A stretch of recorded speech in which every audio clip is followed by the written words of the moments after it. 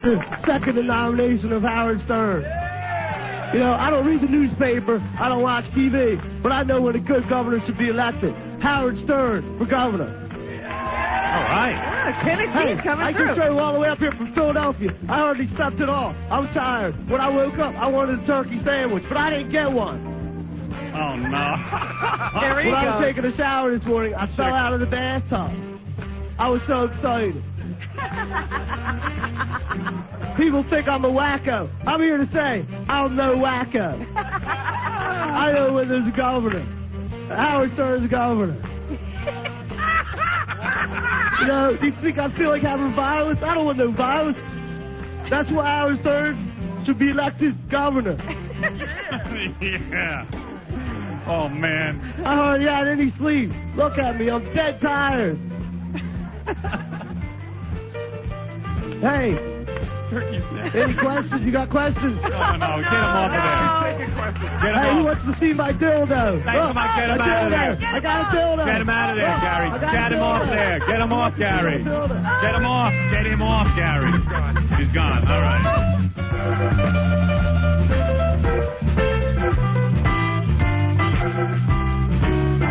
Wow. Everybody, good morning. It's your pal Howard. Yeah. Back again, live with you. We took off yesterday for the Jewish holiday, Rosh Hashanah. We decided that we take off for all Christian and Jewish holidays on this show. Despite the fact that none of us are religious. We don't care. Any reason to get off a day, man, we take it. Fred, you can take off your yarmulke now. Sorry. I'm still in the spirit. I thought it was 10 days. Because of my half-Jewish status, I was able to convince Tom that we should have the day off, but We didn't get 2 days off. No, we couldn't get 2 days off, but we take off all Christian holidays as well. Yes. We observe every holiday. Yeah. Ramadan we're taking off. We're taking off Kwanzaa. Ramadan. When is that? Because I got to plan a vacation. But we always work Columbus Day. I don't know why. Isn't that It's a big religious holiday? Yeah. Don't Jews celebrate that? Anyway, good morning, everybody. Blah, blah, blah, blah, blah, blah, blah, blah, blah, blah, blah. And I mean it. I do. I'm sincere when I say that. It's unbelievable. We have a great show for you today. Yes, more FMEs to give away. Got to finish that up. And I don't know, just several other things. Mike Walker game, blah, blah, blah, blah, blah, blah, blah, blah. You know what I'm saying? A lot going on. Fred was fighting with Gary about the Jets or something. What was it? No, I was just trying to yank him a little bit. It always seems like Gary always roots for the upstart teams. He always roots for like the Jets, and for no reason other than the fact that he's from the island. It has no value. I know those two guys were arguing like mental patients, and you see how you don't know what they're arguing about? There is no reason. He goes for like all the expansion teams, all the upstart teams. Like I like the Yankees. I really am confused by Fred. No, but this is confusing. Very simply, Fred wanted to know why people on Long Island like the Jets and the Mets because they stink. And I said because they play on the Jets used to play on Long Island, and the Mets still do. It's a simple answer. Right. But Fred's got these theories. Well, the theory... What is your theory, Fred? No, the theory is if you're born on Long Island, it means you can only like those teams. You can't like anybody else. You're born in New Jersey, you like the Devils. Some people root for their home team. Yeah, but New York teams, the Giants are a New York home team. The Yankees are a home team. Well, the Giants Rangers are a home team. Giants but he play in doesn't like Jersey. the Rangers play in New York, and the Islanders play on Long Island. So if you're a Long Islander, you would probably like the Islanders more than not, right? Not always, but not always. But I'm just saying, as a generalization, he was asking, and I was giving him a general... Yeah, people like their home team, Fred. Yeah, well, New York Rangers are a home team. Yeah, but if there's a choice between Long Islanders and the New York Rangers, but it just seems they might root for the Long Islanders. It just seems blind. They just go for that one. Is that what you guys were caught up in? Yeah, I mean, I was trying... It just baffles me. It just baffles me. Fred, you baffle everyone. What can I say? I'm very afraid. What can I say? I walked in on it, and I was just like, what are these two guys yelling about? Because it's early. When I grew up, I'm with you. Oh, my God, now you started him again. I know. I turned off his microphone. You don't have to hear that. Oh, come on. Got all heated up. All right. This is the cause. Holy mackerel. I just can't figure it out. I'm bewildered. What can I Right, I hear you. All right. It means nothing to you, but it's very important to me. Cave Madison. I'm all in a row about Roman Polanski being let back into the United States. Cool. That's nothing. Although I read in the paper today, his representatives are saying they have no firm deal with any authorities to allow Roman Polanski back in the country. Well, of course they have to backpedal because it's not finalized. Oh. You know, they somehow it got leaked to the press before everything was done. I see, because I can't believe that one. That's the one that's really bugging me. You sure you're worried about that more than the Jets or the Islanders or the Jets? Yeah, I don't know. I had my parents over and I was talking to them and I said, "How could this be? Roman Polanski is getting out of France?" I said, "The guy is convicted of raping a 13-year-old." So I sent Stuttering John. I ought to do this right now because this drives me crazy. You got to hear this. You'll love it. I sent Stuttering John down to like the Village or something, to one of these video stores where they're beatniks and artsy-fartsy people, because I figured there'll be people there who will defend Roman Polanski. And sure enough, each and every one of them did. You're kidding. Yeah. And I'm wondering, why people would want to... You couldn't find one person? No. Wow. I was like, wow. Listen to this rationale. You ready? This is going to drive you nuts. Why would the United States government allow Roman Polanski, the child rapist, back into our country? He didn't rape anybody. He was with a 13-year-old girl? It's not rape. Do you think he should be allowed back in the country? Of course. It's not rape. Really? Of course. But even though she was 13 years old? We have murderers and real rapists free in this country. The girl wasn't hurt. The mother wanted money and publicity. But just because we have some bad people doesn't make it better to have more bad people in the country. He's not a bad person. Beatniks, or hippies or whatever they have down in the Village, hipsters. I just hope that guy gets a daughter one day, or has a daughter, and she is, raped by Roman Polanski, and we'll see if he forgives her. Depending on who If he you forgives are, him. I guess you can get away with anything. Yeah, but you know what's weird? I would think that most people would kind of be like, hey, man, why should a rich celebrity get off? You'd think they'd be angry. They'd be like, yeah, man, if I rape somebody, man, I'd be going to jail. I ain't no fortunate son. You know what I mean? And then, but none of that. It was like, hey, we want some good movies. We're hoping that he'll come out with a really good... it was a really bad summer season. Yeah. A lot. Did you guys see Relic? We need some new blood. If Mr. Polanski was here, things would be better. And he's been punished 20 years of Paris and champagne. Living in luxury in Paris. Yeah, I mean, come on. You got to be kidding me. You got to be kidding me. Okay, let's take a break, Robin. We'll come right back. We'll get the show started. A lot of people on the phones. I'll get to you right after these words. Here's former showbiz celebrity and bad toupee wearer, Burt Reynolds. Also, Quaker State dropped me because the man here from Quaker State was thrilled that I was dropped. And they're going with Howard Stern. Oh,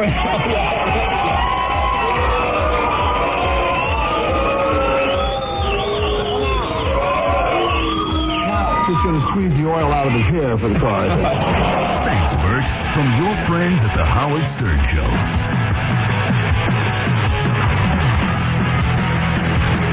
92.3 Rock. The Howard Stern Show. Scott the Engineer. Good morning, everyone. This is Scott the Engineer. I just recently quit smoking for the 800th time, but this time it's for real.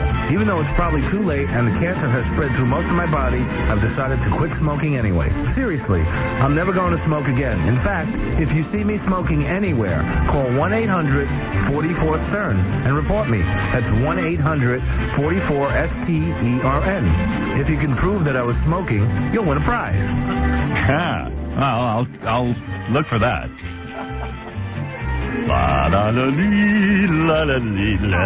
Good morning, everybody. It's your pal Howard, and the show that entertains you each and every morning as you're on your way to work. And man, the roads were so clear and nice yesterday. There's too many Jews in New York, I've decided. There was a big Jewish holiday yesterday, and because all the Jews stayed home, you were able to get everywhere. Aren't all the Jews in New York? I think most Jews are in New York, evidently. I imagined yesterday that the rest of the country was unaffected. They didn't know that it was Rosh Hashanah. Los Angeles has a lot of Jews. Really? Now, actually, you'd be surprised. You know who has a big Jewish population? Detroit. Really? Yeah, well, in the suburbs, yeah. In Bloomfield Hills? Yeah, not even Bloomfield, Southfield, and there's another area. Like Hamtramck's all Polish. You know what I mean? But you wouldn't expect Jews in Michigan. Even Chicago's got kind of a big Jewish population. How big could it be with all the Jews that are here? I know. Because there was only... How many Jews are in New York? I don't know. It seemed that everybody was Jewish yesterday. I know. Billions? Billions. And they all say I'm made of steel. Oh, wow. There's a reference. Sorry. Nice. I'm going back in the archives. Jackie gave us his Jewish story on Wednesday. I was with this Jewish broad once, modeling in college, and she just turned to me and she went, because you know what's modeling? It's like steel. It's like steel. And she said that to me, and I think about it, and then I'm with myself. You know, you make it sound like I stood there out of a clibless sky. The reason this came up is because we Gary were talking about fantasies. About finishing touches to our stories. Right. Fantasies. Gary said something much worse, I thought. Yours is funnier. Hey, this Jewish broad modeling. You're like steel. He still doesn't understand what's so funny about it. Of course I do. What do you think is funny about that? He thinks that, like, we're comparing sex stories, and he thinks that I said something wild, which I did, but it's not about the balls sexual because I aspect mentioned of the fact that she was Jewish. It's about saying it was a Jewish girl and then making that face and doing that impersonation of what he thinks a Jewish girl sounds like. Miami, Jewish, New York. Plus, Jackie's such an anti-Semite. It's so great that it's like him. The whole time he was doing it, he was like, I'm doing a Jew. Yeah, I'm a Jew. A Jew broad. God's chosen people. So did Jackie fouling some, as he says, Jew broad. Yeah. Yeah, that's all you.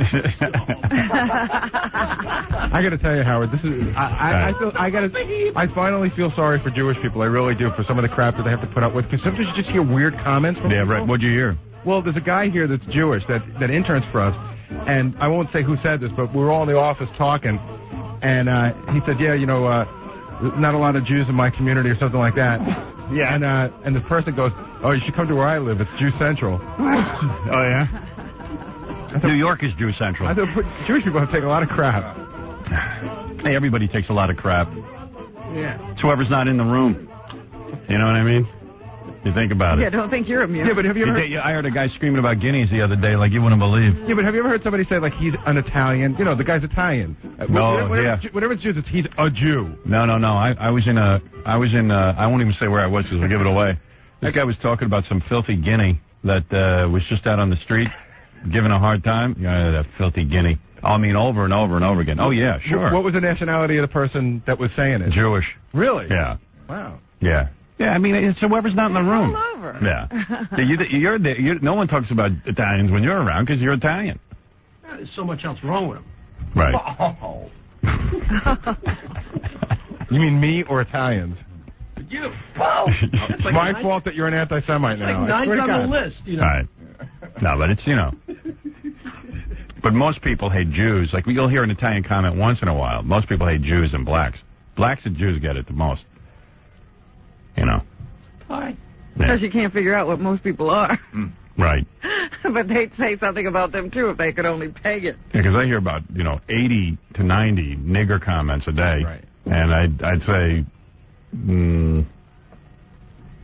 that's got to be the winner. I mean, out of all the ethnic groups. Like, if I hear someone screaming about guineas, might be once a week. But, the niggers, every day with the niggers. Every day. Every day with the niggers. And you know what's weird? People... with these people, you would think that the blacks were, responsible for every goddamn thing that goes wrong. Yeah. At least the people I know. Yeah, well, I can imagine. Yeah, you know. You know who, Rob. You understand. Do you ever see the snickering that goes on when a guy with a yarmulke walks by, though? Oh, yeah, that's funny. It's really... Well, even I laugh at that. I'm half Jewish. I don't know how you can do that. That is, why? That's asking for it. That's asking to get your ass kicked. Yeah. And then they put the little bobby pin or that little clip on. Hold it on. Oh, it's like, what are you doing to us? You're begging us to be bad. How great was the Larry Sanders Show when Hank decided to wear a yarmulke? He decided to become Jewish. How great was that?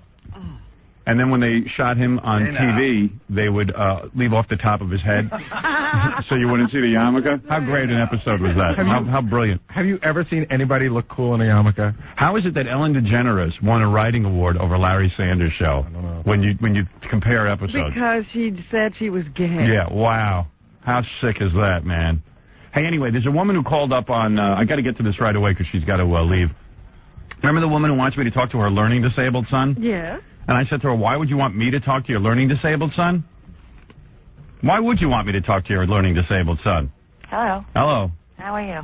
Good. He's been really looking forward to this.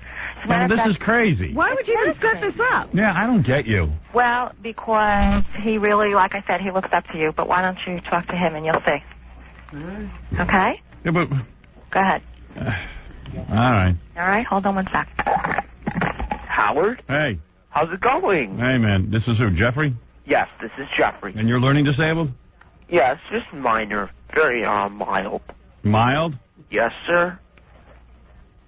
You're saying you're very intelligent and you're upset because they say you're learning disabled? Yes, I am. Mm-hmm.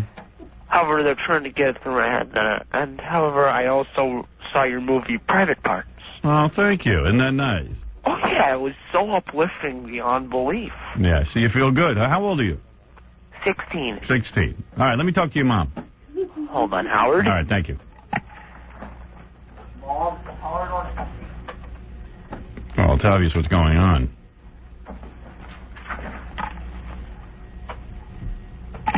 Hello? Hi. Hi, hey. All right, well, now I know what's up with him. Mm-hmm. He's not a bright kid. He's not. Of course he's learning. He's not learning disabled.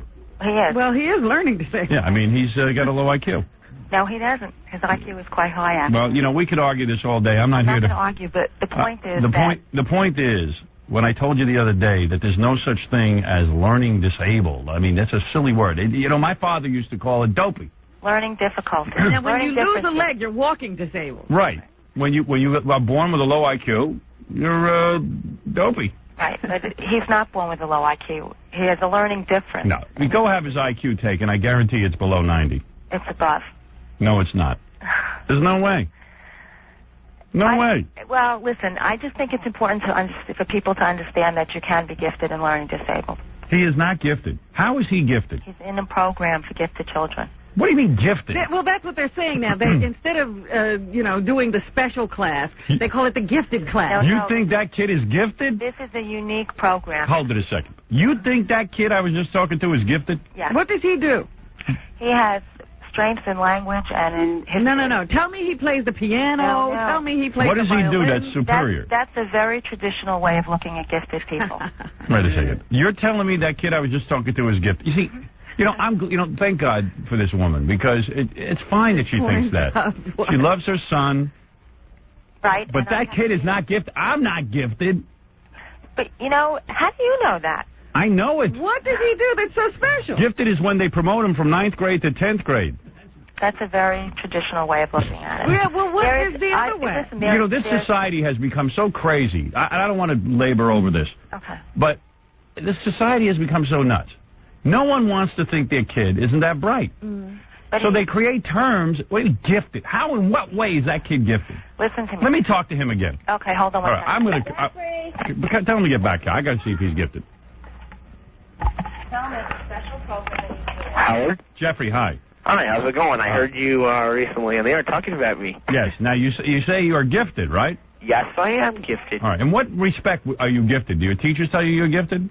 Yes, however, when I compared part of it to, like, Private Parts, your movie. Yes. My life to Private Parts, because what happened was, like, when I was growing up, it felt like, it felt like when I first entered school. Right. It was like... So you relate to my movie. And do you have a special skill in language? Your yes, mother I says do. No. And remembering facts, history. Oh, really? Mm-hmm. Mm-hmm. You have a good memory. You have a good memory? Oh, yes. So you would say you were gifted? Oh, yeah. But I'm gifted, too. Yeah. Then I'm not. Yeah, I have a horrible memory. Well, if you had my memories, you wouldn't want to remember them either. All right, Jeffrey. Yes. Yeah. Jeffrey thinks I'm funny. Yeah. All right, let me ask you something. How many states are there in the United States? 50. Okay. Who is on the $20 bill? All right, that's a tough one. You're testing me, I know that. Who shot Lincoln? That would be John Wilkes Booth. Mm-hmm. And what rank was Ulysses S. Grant? He was a lieutenant general, a 3-star general. Wow. Knows more than maybe me. he is gifted. Well, there you go. You see, you're pretty gifted. Yeah. And I also think that somehow in my school that there's this, like, the principal. Why do you think that you're in a special school with that kind of intelligence? Yeah, it's like, I don't know, but somehow the principal is like pig vomit. Right. And he's holding you back. All right. Let me, You want to talk to his mother again? Yeah. So, Howard. Let me speak to your mom again. I don't know, but Howard? Yeah. I was wondering if I could maybe appear on your show. I don't know. Let me think about it. Let me talk to your mom again. Okay, hold on. All right. Mm-hmm. Listen, the kid I still maintain he's got some factual information. Oh, he has a good memory. But why do you think he's in a special school? Hi. Look, the kid has a certain knowledge, some book knowledge, which is very special for a guy his mentality. You understand? He's more special than the other types in there. You understand? The other dopes. Now, the reason he's in a special school is because he's, what do you call that, Robin? He's awkward. Right. Yeah, he's a little inept, don't you think? He probably brushes his teeth with a chair. But he ain't bad. He's not in terrible shape. He could probably get a job and function very well. You know, could work at a grocery store. What's wrong with that? I take pride in that. I loved working in a kitchen. I used to do kitchen help. Yeah? Sure. Well, everybody's got to be the president of the United States? This kid could be a great toll taker. What is wrong with that? We need toll takers. We need scientists. There's room for everybody. Terrible. Right? Well, what do you think he's going to be? A lawyer. A lawyer? Mm-hmm. All right. Well, I listen. really do. Okay. I hope he is one. Well, call us back at graduation time. Yep. I mean, lawyer graduation. Right. If you met his teacher that runs the program and you saw the program, you would see how wonderful it is. I didn't say it wasn't. But there's a reason he's in a special program. That's right. Because He can't be with regular kids. Because of the pragmatics, but he Right. mainstreams in subjects that he's very strong in. All right. And he relates to you because Yeah. you No, he's a talk very about nice your kid. awkwardness. He's a nice boy. He is. All right. I'm not going to put him down. Listen, I hope he becomes a lawyer. I hope he represents you in a case, in a big case. We'll see if you hire him. All right. Thank you, ma'am. Okay. All right. Thank you very Bye-bye. much. Bye-bye. All right. I don't know what she wants. She wants some sort of approval from me. I guess. I don't know. Why would you call me about your kid? Call a celeb there. Yeah. She wants me to... Why would you care what Howard Stern thinks of your son? Who would care? And yet it's important to her to get my approval. Listen, there's all kind of wackos in this world. Unfortunately, there is all kinds. Almost everybody I've ever met is a wacko. That's right. That's it. Especially Fred. You know, he's still arguing about the Jets and the I'm sure, Islanders. muttering under his breath That's over right. there. He's angry. So angry. No. He's ready to talk about it again. Who cares about Polanski? Right. Hi, you're on the air. This is Tricia. Go ahead, Tricia. Hi, Howard. How are you? Okay. I had a Kathy Lee sighting yesterday. Ooh. Yeah. I watched the show yesterday since we were off, and Kathy Lee, she looked pretty good. She looks a little skinny. Yeah. This Howard. What? Very skinny. She made one reference to Frank Gifford. Hardly refers to him. The person that I didn't find her so annoying yesterday. The person I found really annoying is I watched the Oprah show yesterday. Okay. I am so physically ill from her. Really? Why? Now she's such a do-gooder. She comes on TV and she says yesterday, "I have a special announcement." Now she's like an evangelist. Right. I want to do good, so anyone in my audience who has some pocket change has to come up.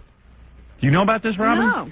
The whole audience gets up and starts emptying their pockets into a big piggy bank that Oprah's now collecting for charity. Oprah has more money than God. It almost looks like, in church when they pass the plate? Yeah. Like now it's almost bordering on Oprah's do-gooder show. Well, you know what? She does have these people called Oprah's Rangers. Yeah. So now Oprah, and like this is all just serving this whole, this delusional thing that she is going to save the world. Yeah. She's now the new Mother Teresa. Oh, wait. And she did a whole interview. How can I leave this show when there's more good to be done? No, you can't leave the show because as soon as you leave it, you have really no life. You're a single woman. You have no children. That's your power base. Yeah, I mean, who's going to listen to you because of that show? Yeah, who's going to pay attention to you if you leave? That's why. Be honest. And then Rosie O'Donnell. Now, this is another one that makes me nuts. She became a bigger do-gooder than Oprah Winfrey. They're all do-gooders now. They're all on TV to do good. So listen to this one. She's being interviewed about how her child, she so loves her child, and her mother died at an early age. Now, I know tons of guys, their mother died at an early age, and it's not a pleasant thing. Like, my mother's mother died at an early age. My mother lost her mother at 9. Mm-hmm. And, I mean, she goes on with her life. She ain't crying all day about it. Yeah, She's I've never sad. seen your mother break down. No, she doesn't break down over it. She goes on with her life. This Rosie O'Donnell's crying. She goes, if anything happens to my son, if anything happens to my son, I mean, if anything happens to me, my son won't have anybody.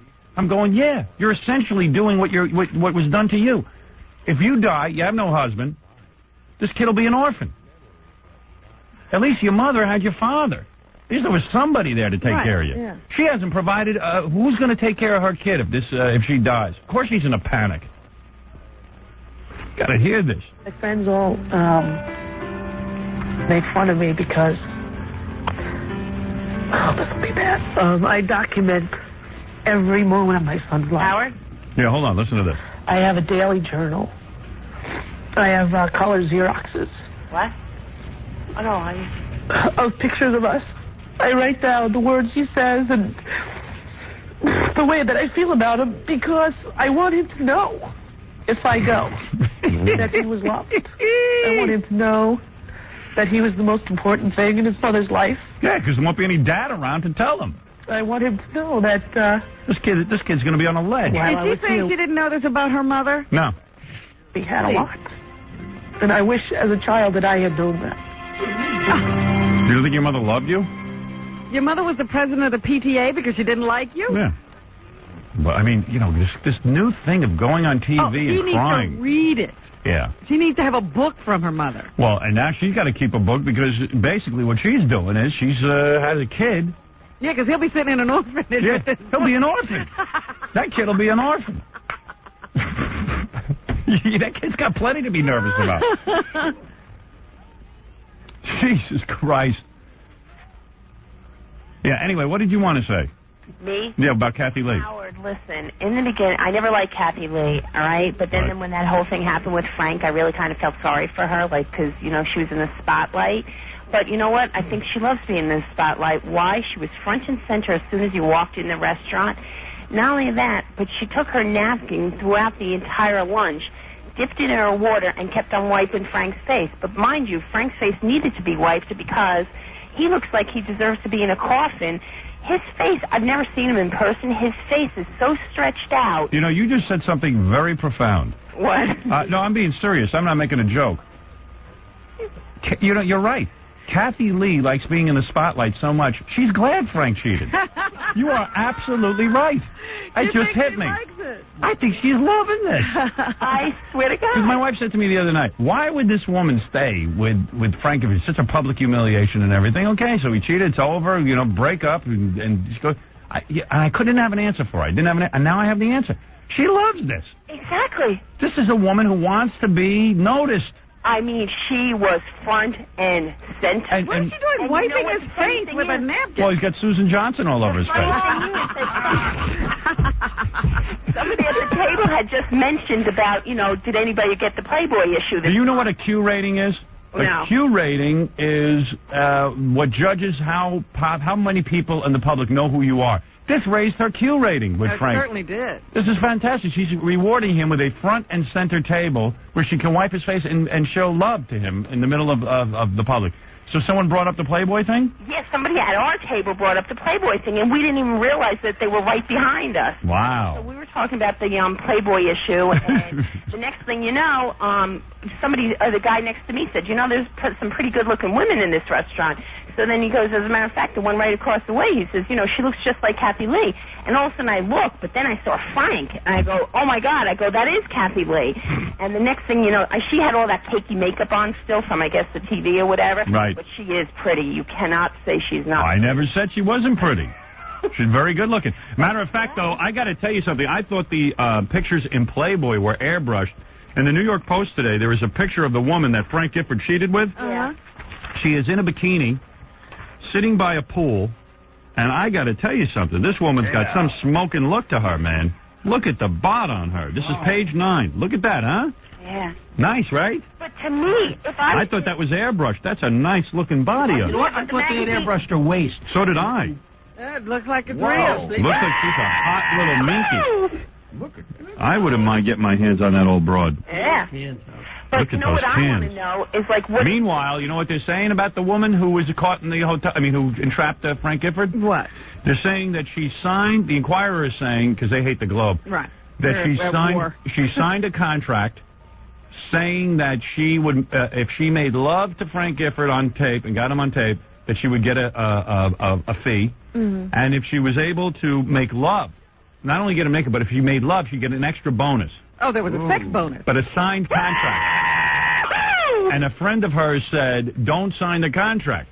And evidently she did. She says, I need the money. And she signed the contract. And evidently now they're talking about, lawyers are talking about perhaps she could be up on charges. Yeah, well, they've been investigating exactly what went down here. Yep. And she could be charged with prostitution, I suppose. Yeah, evidently the authorities are thinking of prosecuting her. Well, she really will need the money for legal fees. The Globe says the story is ridiculous, but there you go. There you go. Hey, Howard. And she's wearing a little belly chain around her bikini and everything. She looks hot, this broad. Where's the belly chain? And I pick up everything. That's a belly chain, Robin. I don't know. I think, that's a belly chain. Wow. I see everything. I'm a guy. X-ray vision. I love that. She's got some set of hooters on her. Those are bigger than yours, Robin. Yeah. Are those bigger than yours? You don't know, really? Boy, oh boy, you are so feminine. Are yours as big as that? She'd have to dress like that for us to know. Look at those. Robin, is yours as big as that? I know you're studying. I would have to. Those are big. What? I would have to see her. You know, I didn't look at the Playboy. Right. You know, when you put some things into a bra, they can look bigger. But look at those. No, those when you're in your bra, do you look bigger than that? I don't know. She looks pretty big there. Wow. I think we found a woman who can give you a run for your money. All right? I hate to say it, Robin. She might be able to. All right with me. She might be able to beat you. Beautiful chest. Wow, that's magnificent. You know, I never used to be into big breasts, and now I'm totally into them. I see why guys are into it. Why? First of all, it balances out the human body. It balances. It makes your hips look smaller. It just gives a woman a fullness and a look. Hoofa. Right? It's a focus. It's a focus. It's beautiful. I'm a breast man. I'm proud to say it. And I don't necessarily, when I make love, I don't spend a lot of time with the breasts. But I got to admit, I like looking at them. And maybe I would spend more time with the breasts if they were like that. I don't know. Now I'm confused. now I had to rethink my entire raison d'etre. See, I hate when this happens. I have to get all introspective. Let me think about this. Got to rethink. Just think, she'll be in jail. Roman Polanski will be free. That's right. That don't make any sense. Well, I believe she should go to jail. I don't think he should be allowed to, like, entrap a guy in a hotel and take pictures. I don't see how this isn't as much fun as going to a ball game. Yeah? It's a different kind of sport. Well, the ball It was like a contest. The ball players... Can I get him into bed? Can I get him naked? Come on. The ball players... Well, you know what? Then we're going to start photographing you. Weren't you in a shower with a guy with a videotape? Would it be okay if we release those pictures? Well, he didn't play the game. Right. Okay, anyway, thanks. Oh, so, yeah, and that's the end of the Kathy Lee story? No, Howard? Yeah. No, I just want to know what anybody sees in Frank. Well, that's a tough one. I imagine... Frank had money. Frank had... Did he really? Sure. At the time they met, she probably didn't make that much money, so he had more than she did. I disagree. I'll tell you why I think she married him. Okay. She was a good-looking girl. She's obviously got a religious confusion about family, about all kinds of things. She's definitely out there. You know what I mean? With the Pollyanna and the Jesus, and I mean, this is a woman who believes in fairy tales. And her fairy tale is that you're going to have a perfect marriage. Guy's never going to cheat on you. It's going to be love like you've never seen before. So she takes a look at this old codger, and she says, finally, here's a guy who's mature. He's been through all his wild oats. He's been married 3 times. You know, here is a man's man, ex-football player. He's the guy you can trust because he is an older man. He's going to be so happy with a young Kathy Lee Gifford. We're going to have the perfect marriage. Because I bet you if he drove a garbage truck, she wouldn't have been interested. No, of course not. He's got the right background, and he's got a job on ABC. And he was with the Kennedys and the whole thing. Oh, yeah, he's tied in. And now she's got to be saying, I can't believe this. This old coot cheated on me. I don't think she's saying that. If she's wiping his face with a napkin in a restaurant, she's not saying, I can't believe this. Well, I guess you're right. I think this woman hit it on the head. She likes it. Yeah. She likes being identified. I'm agreeing with her that she doesn't care how the publicity comes. Oh, yeah. She likes it. That's it. All right. Hey, I got to run. Hello? Howard. Yeah, thanks. Okay, no problem. All right, bye. Bye-bye. This woman's very profound. I got to admit, she had a good point. That's it. Now I have an answer for what people say to me. She loves it. She loves it. Don't like it, loves it. Oh, yeah. Loves it. Hello. We're standing outside of the controversial sportscaster Marv Albert's house. Wait a second. I think I see him coming out now. Hello, Marv. Marv, your toupee looks marvelous. But you don't use glue to keep it on your head. So how does it stay there? What did you say when you heard the news of the murder of Mistress Helga? My business. I see. Now, why do you think so many men are fascinated with dirty diapers and potty training? Yuck. Hey, Marv, we're not saying that you did anything with Mistress Helga, but in your best Mistress Helga impression, what would she say before she emptied herself on a customer? Are you strong enough to be mine? Clamp on your nuts. What would you say if she did that? You really seem to be into this pain thing. Why, Marv? Why? Marv, what were you thinking when your name appeared in the dominatrix's phone book? Marv, what did the dominatrix say to you during your puppy training? You ain't nothing but a hound dog. Marv, I don't mean to bring up a sensitive subject, but this woman in Virginia has accused you of brutal sex in a hotel. Why would a man want to bite a woman? Marv, I know you have to go soon, so leave us with the sound that you make when you go to jail. What will you say to the black inmates to keep them from beating you up? I think you move me. Wow, there really is no end to your kinkiness.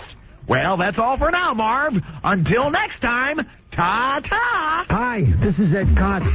Remember me? I was the mayor of New York City, and like you, I'm hanging on every word that Howard Stern says. Don't touch that dial, or I'll come after you. And I have time now, since I'm not doing as much as I did. So once again, from high atop the Howard Stern building on the Stolen Vehicle Police Recovery Network, it's Howard Stern. They would outlaw the kazoo. 92 great. Hello, my name is Yaya Miche from Ghana. I am a driver, a taxi New York City driver. I pray to Onyankopon for Howard Stern. And I want Howard Stern to stop making fun of cab drivers.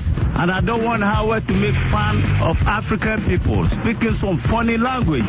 He speaks some funny language like her. And I'm from Africa. I don't even know what he's talking about.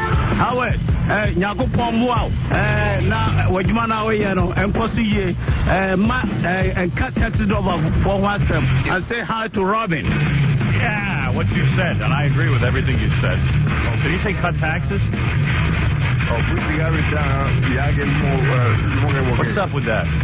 I got to mention, I told Paul Rodriguez, the comedian, when he was in here, if he went on Conan O'Brien and just went out there and read Conan O'Brien's monologue instead of doing stand-up material, I'd mentioned his CD like 20 times, so now he actually did it, so I have to do it. All right. Paul Rodriguez's new comedy CD is called Cheese and Macaroni. It's in the stores. Can you imagine that? I did promise the guy I'd do it, so. Man of your word. Yeah, who thought he'd do it? It's ridiculous. Yeah. Anyway, before I get started, and I know there's a whole ton of people on the phone waiting for me, let me just bring in this woman. She just wants to thank us. This is Jolene. She had horrible-looking breasts. Robin laughed at them. She was flat-chested, breast implants. I showed you the pictures of her. And, I don't know, she was in a car accident. She's all messed up. Somebody shot in her head. Oh, yeah, that's what it was. Someone shot her in the head. But she wanted breasts. She's a good-looking woman, but someone shot her in the head, and now she's, like, all messed up. She's, like, handicapped. Doesn't it take, like, an hour for her to get in here? I was going to say, you're going to have to vamp because, I mean, I got her up right away, and she just got to the door of the green room. Why don't you just carry her? She just got to the door of the green room. Wow. It ain't easy. Why don't you just pick her up and carry her in? You think so? Yeah, get two guys and carry her. Ask her if that's okay. We'll be here all day waiting for her to walk down the hall. What's that? Oh, your plug?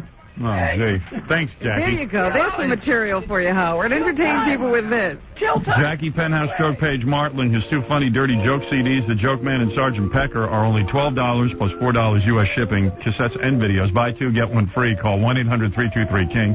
Friday and Saturday, November 7th and 8th at the Riviera Hotel on the Strip in Las Vegas. For information, Las Vegas. That's right. For information and filthy jokes, visit jokeland.com. She's a good-looking broad she was like a model. And her boyfriend shot her in the head, one of those, if I can't have you, no one will. You can see she's all messed up, wow. Robin. You forget how messed up she is.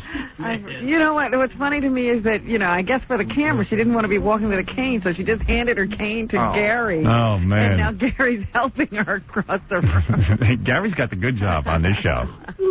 She's a good-looking girl, and when we took her for her breast implants, in fact, we have it all on tape. I think we'll be showing our operation on TV. Operation? Yeah. She is a good-looking girl. And then you got the big breasts, huh? No, I want it bigger. You want them bigger? Please. They're fine. You got to be happy now. I'm really happy. Yeah. What is that doctor's name? We should give a shout-out to that guy. Palumbo. Dr. Palumbo did a great job. The best people in the whole world I've ever met. Yeah. And now do you feel comfortable taking your shirt off in front of people? And when they see your breasts, have you made love to people since you have? Yeah. Oh, no kidding. Yeah, somehow I thought so, because she was trying to proposition everyone when we brought her to Dr. Palumbo's. Is that right? Yeah, the guy driving the car. Oh, you're kidding. You just proposition wherever you go? Yeah, she loves sex. You propositioned about 5 people on our staff. So many penises, so little time. Right? Am I lying? I'm not lying, right? Yes. I am lying? Not 5. All right, how many? 2. 2? You know all right, I whatever. was just thinking after seeing that movie Crash. Really. Yeah. She's a perfect crash person. Yeah, except she got shot in the head. Are there people who really do that, or was that just a movie? Well, I don't know. But she's a shot in the head victim. But they don't care. She looks like a car wreck, right? Right. I don't know, man. I think she's real pretty. I'd do you. I'm not saying she's not pretty, but I've been talking about all the injuries. Right. Well, I'd lay her down on the bed, and who could tell? She was. She could be like that Roseanne Arquette character. Right. Hey, you still with me? Yeah. Oh. What are you, high? Someone told me you were high. Is that right? No. You're not high? Do you do drugs? Yeah, I would if I was her. Yes, I am. You are high? What are you doing? What'd you do? Pot. Oh, just pot. Oh, that's no big deal. Do you think that slowed her down? No, I think if I was in her condition and got shot in the head and stuff, I'd smoke pot. I think she should be allowed to legally smoke pot. What do you think of that? I think everybody should. Well, I think you should. So what happened? You came down here from where? Spokane, Washington. Right, and you got down here, and the last time you came here, you were flat. You took off your top, and Robin giggled at your breast. I'm sorry. Do me a favor. Show Robin. Show us all your beautiful chest now. Watch, she's pulling down her top. Let me see. Wow, look at her. She's bursting out of her top. Yes, you can. Look at the difference. Look at the work. Now you got to. Robin, you can't laugh at those. I'm not laughing. Look how proud. Be able to get the top back up. Good. Are you so proud of them? Oh, yeah. Well, could you buy something that they fit into now? Wow, look at that. What is that, a corset? It's a bustier. They're round as a cue ball. I just got aroused. What do you think of that? Right. I did. What do you mean, yeah, right? I did. That is a vast improvement. Vast. So what happened? How long did you wait before you made love to somebody after you got your breast implants? Look at her. Now she looks like a woman. Right, Robin? You can't laugh at those. Nope, you didn't hear a snicker out of me. I bet the doctor wanted you, didn't he? I wish. He was hot. He was hot? Yeah. He was totally professional, wasn't Yeah, he? he was. Now, there you go. Too Dr. bad. Palumbo's a hot guy? Dr. Palumbo's hot, and he was professional. It's hard to find that combination.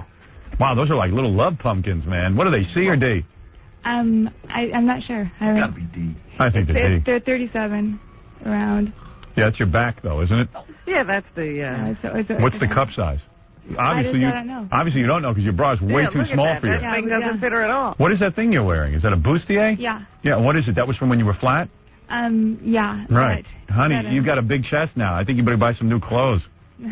I mean, really. She's got a bra on. That's, She's wearing an old bra for those breasts she had, which were nothing. right.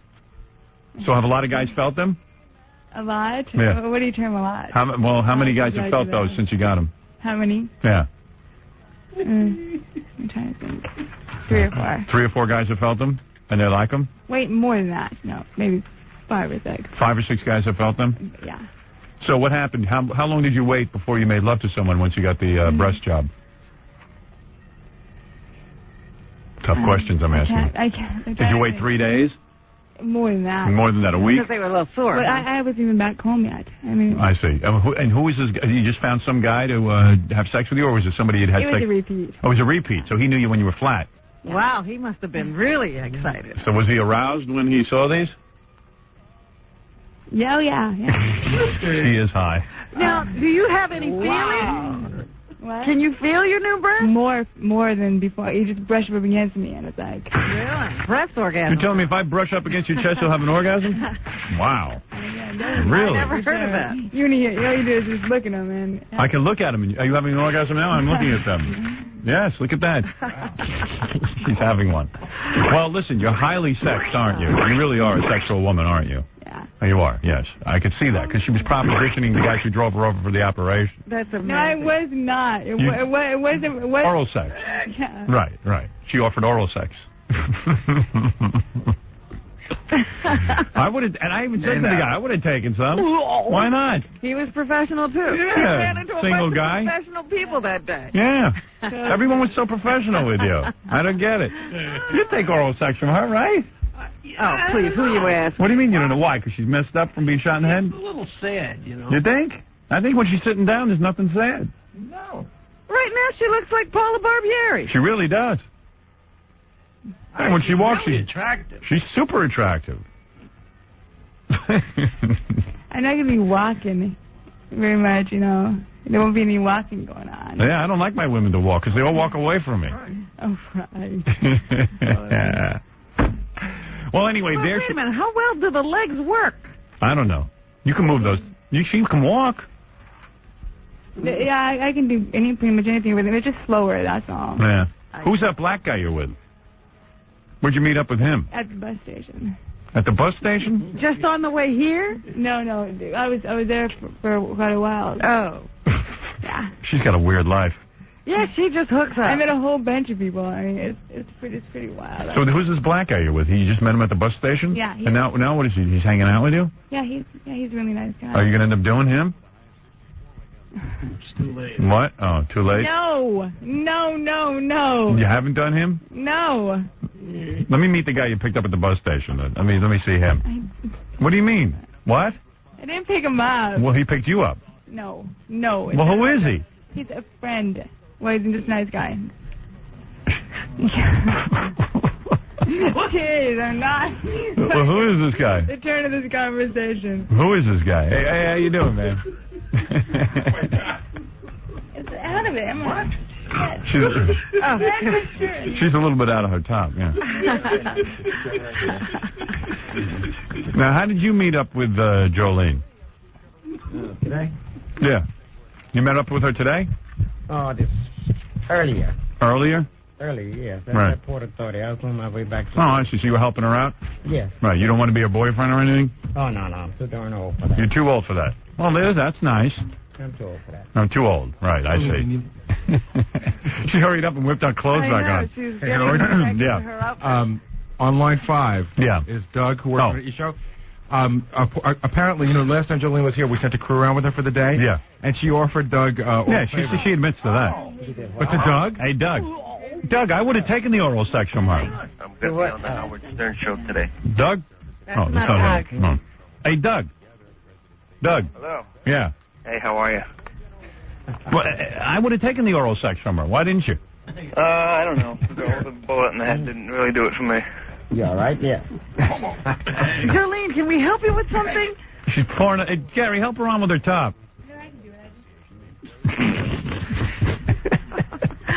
My guest's having trouble getting dressed. Gary just leaves her like floundering in the corner. Floundering. Yeah. What happened, Jolene? You don't want to be undressed in front of your new friend? How did you meet? You met her at the bus stop? Yeah, she was kind of having a little problem there. So, What? you know, you got to give somebody a helping hand every now and then. Right. What'd you say? You got to give somebody a helping hand every now and then. She's arguing. I was not having a problem. What is going on? Well, what are you saying, Jolene? I don't know. Why are you so upset? I wasn't having any problem. And what was it? Then why are you with this gentleman? Oh, we are friends. Yeah. You have mutual friends? Friends. Oh, I see. Okay. You know, it's good to have a friend sometimes. I believe. I'm so entertained by this. So, Doug, what happened? You were on the way to Dr. Palumbo's office, and she offered you what? Oral sex? Well, no, actually it was on the way back, and I was with Ganji, and I dropped Ganji off. Right. And I would say I was at the end of Ganji's driveway when she right. made the offer. Did you get on that microphone? What's that? She still can't get her shirt on. Would you just put your shirt? No, you know what? I got to throw everybody out of here. All right, thank you, Doug. Jolene, thank you very much for coming in today. I mean, I can't take this. Would you help her with her shirt? I put the damn shirt on. And then what did she take? And then it's off again. She can't button it. Button her shirt. I'm not buttoning her shirt. Oh, come on, Gary. Give her a hand over there with that. Well, why don't you give her a hand? No, if I give her a hand, I'll have her get her some tongue. All right, there she is, Jolene, who got her new breast implants. Well, I couldn't even pay attention to what was going on watching this saga of the clothing. I know. She's trying to get dressed over there, and it's taking forever. So anyway, maybe it was a mistake bringing in her new friend. I don't know. Why you seem uptight about your new friend. Why are you uptight about him? I'm not. You're not? All right. Anyway, do you want to say anything? Do you want to thank us for your new breast? Yes, All right. thank you. Go ahead. Say what you want to say. Thank you. That's it? What else do you want me to say? I don't know how it changed your life. Something. Give us something. We've done something good here. All right. Okay. Especially with the clothing. Okay. All right, Gary, help everybody out of here now. Jolene, thank you for stopping by. Oh, well, she must be high as a kite. No, she's not high. She's not high. She's high as a kite. She can't even get a sentence out. It's really good for revenge is sweet. I don't know if you read my letter. Yes, because Robin laughed at your breast. No, not Robin. Not Robin? I was going to say, I had this much of an impact. All my ex-boyfriends. I have... All your ex-boyfriends want you now? No, no, it's not. They don't... they want me worse, you know. I just... What? I just showed them what they could have had if All right, so in other words, this is revenge for you because all your old boyfriends who had you when you were flat and dumped you now could have had this. Is that what you're saying? Well, yeah. Oh, you are saying that? Yeah. Well, I'm not saying they dumped me. Oh, they didn't dump you. No, I mean, not all of them. Yeah. Right. No, you're saying, but the revenge is. Yeah, it's nice. It's nice. No matter if they dumped me or not, we broke up and wasn't happy between us. So it's nice to show them what they could have. What they could have had. You see, Robin? You see? In other words, you're saying now you're appreciative, not only by them, but for yourself and the other people that she was talking about. So now you're very appreciative and thankful that he did this for you. Yes. Well, you two of you seem to understand they know each other. other very well. After Well, you two are made for each other. I got news for you. Now, where will you guys go now? Do you have somewhere to go? When I leave and I get her back to... I'm going out to Montauk to see Dr. Palumbo. Oh, you are going to see the doctor. You're seeing Dr. Palumbo? And the whole staff. Now, how are you going to get out there? You have a car? Let me go out to No, Long Island Railroad. The government takes me where I go. I go back to Montauk myself. The government takes you? Yes, I'm a retired veteran. Oh, you're a retired veteran? Yes. So he's going to help you out to Dr. Palumbo? I'm going to help him the best I can. All right. That's very nice. And thank you. Where were you on your way to when you met her? Oh, I just was taking my granddaughter back to New Jersey. Oh. Hey? Got back to Newark. See? She finds friends wherever she goes. Amazing. And you don't want anything from her, right? Oh, no. No. No. Boy, isn't that nice? What a nice gentleman. Who knew? That can be much more to friendship other than a physical sexual attraction. Really? Gee, I never knew that. Though you're a lot more mature than I am, sir. I'll tell you that. Well, there you Have go. my time. You know, you're a nicer person than Oprah.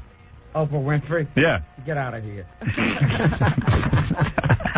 Well, he's performing an act of kindness, which is what Oprah says everyone should do. You're not kidding.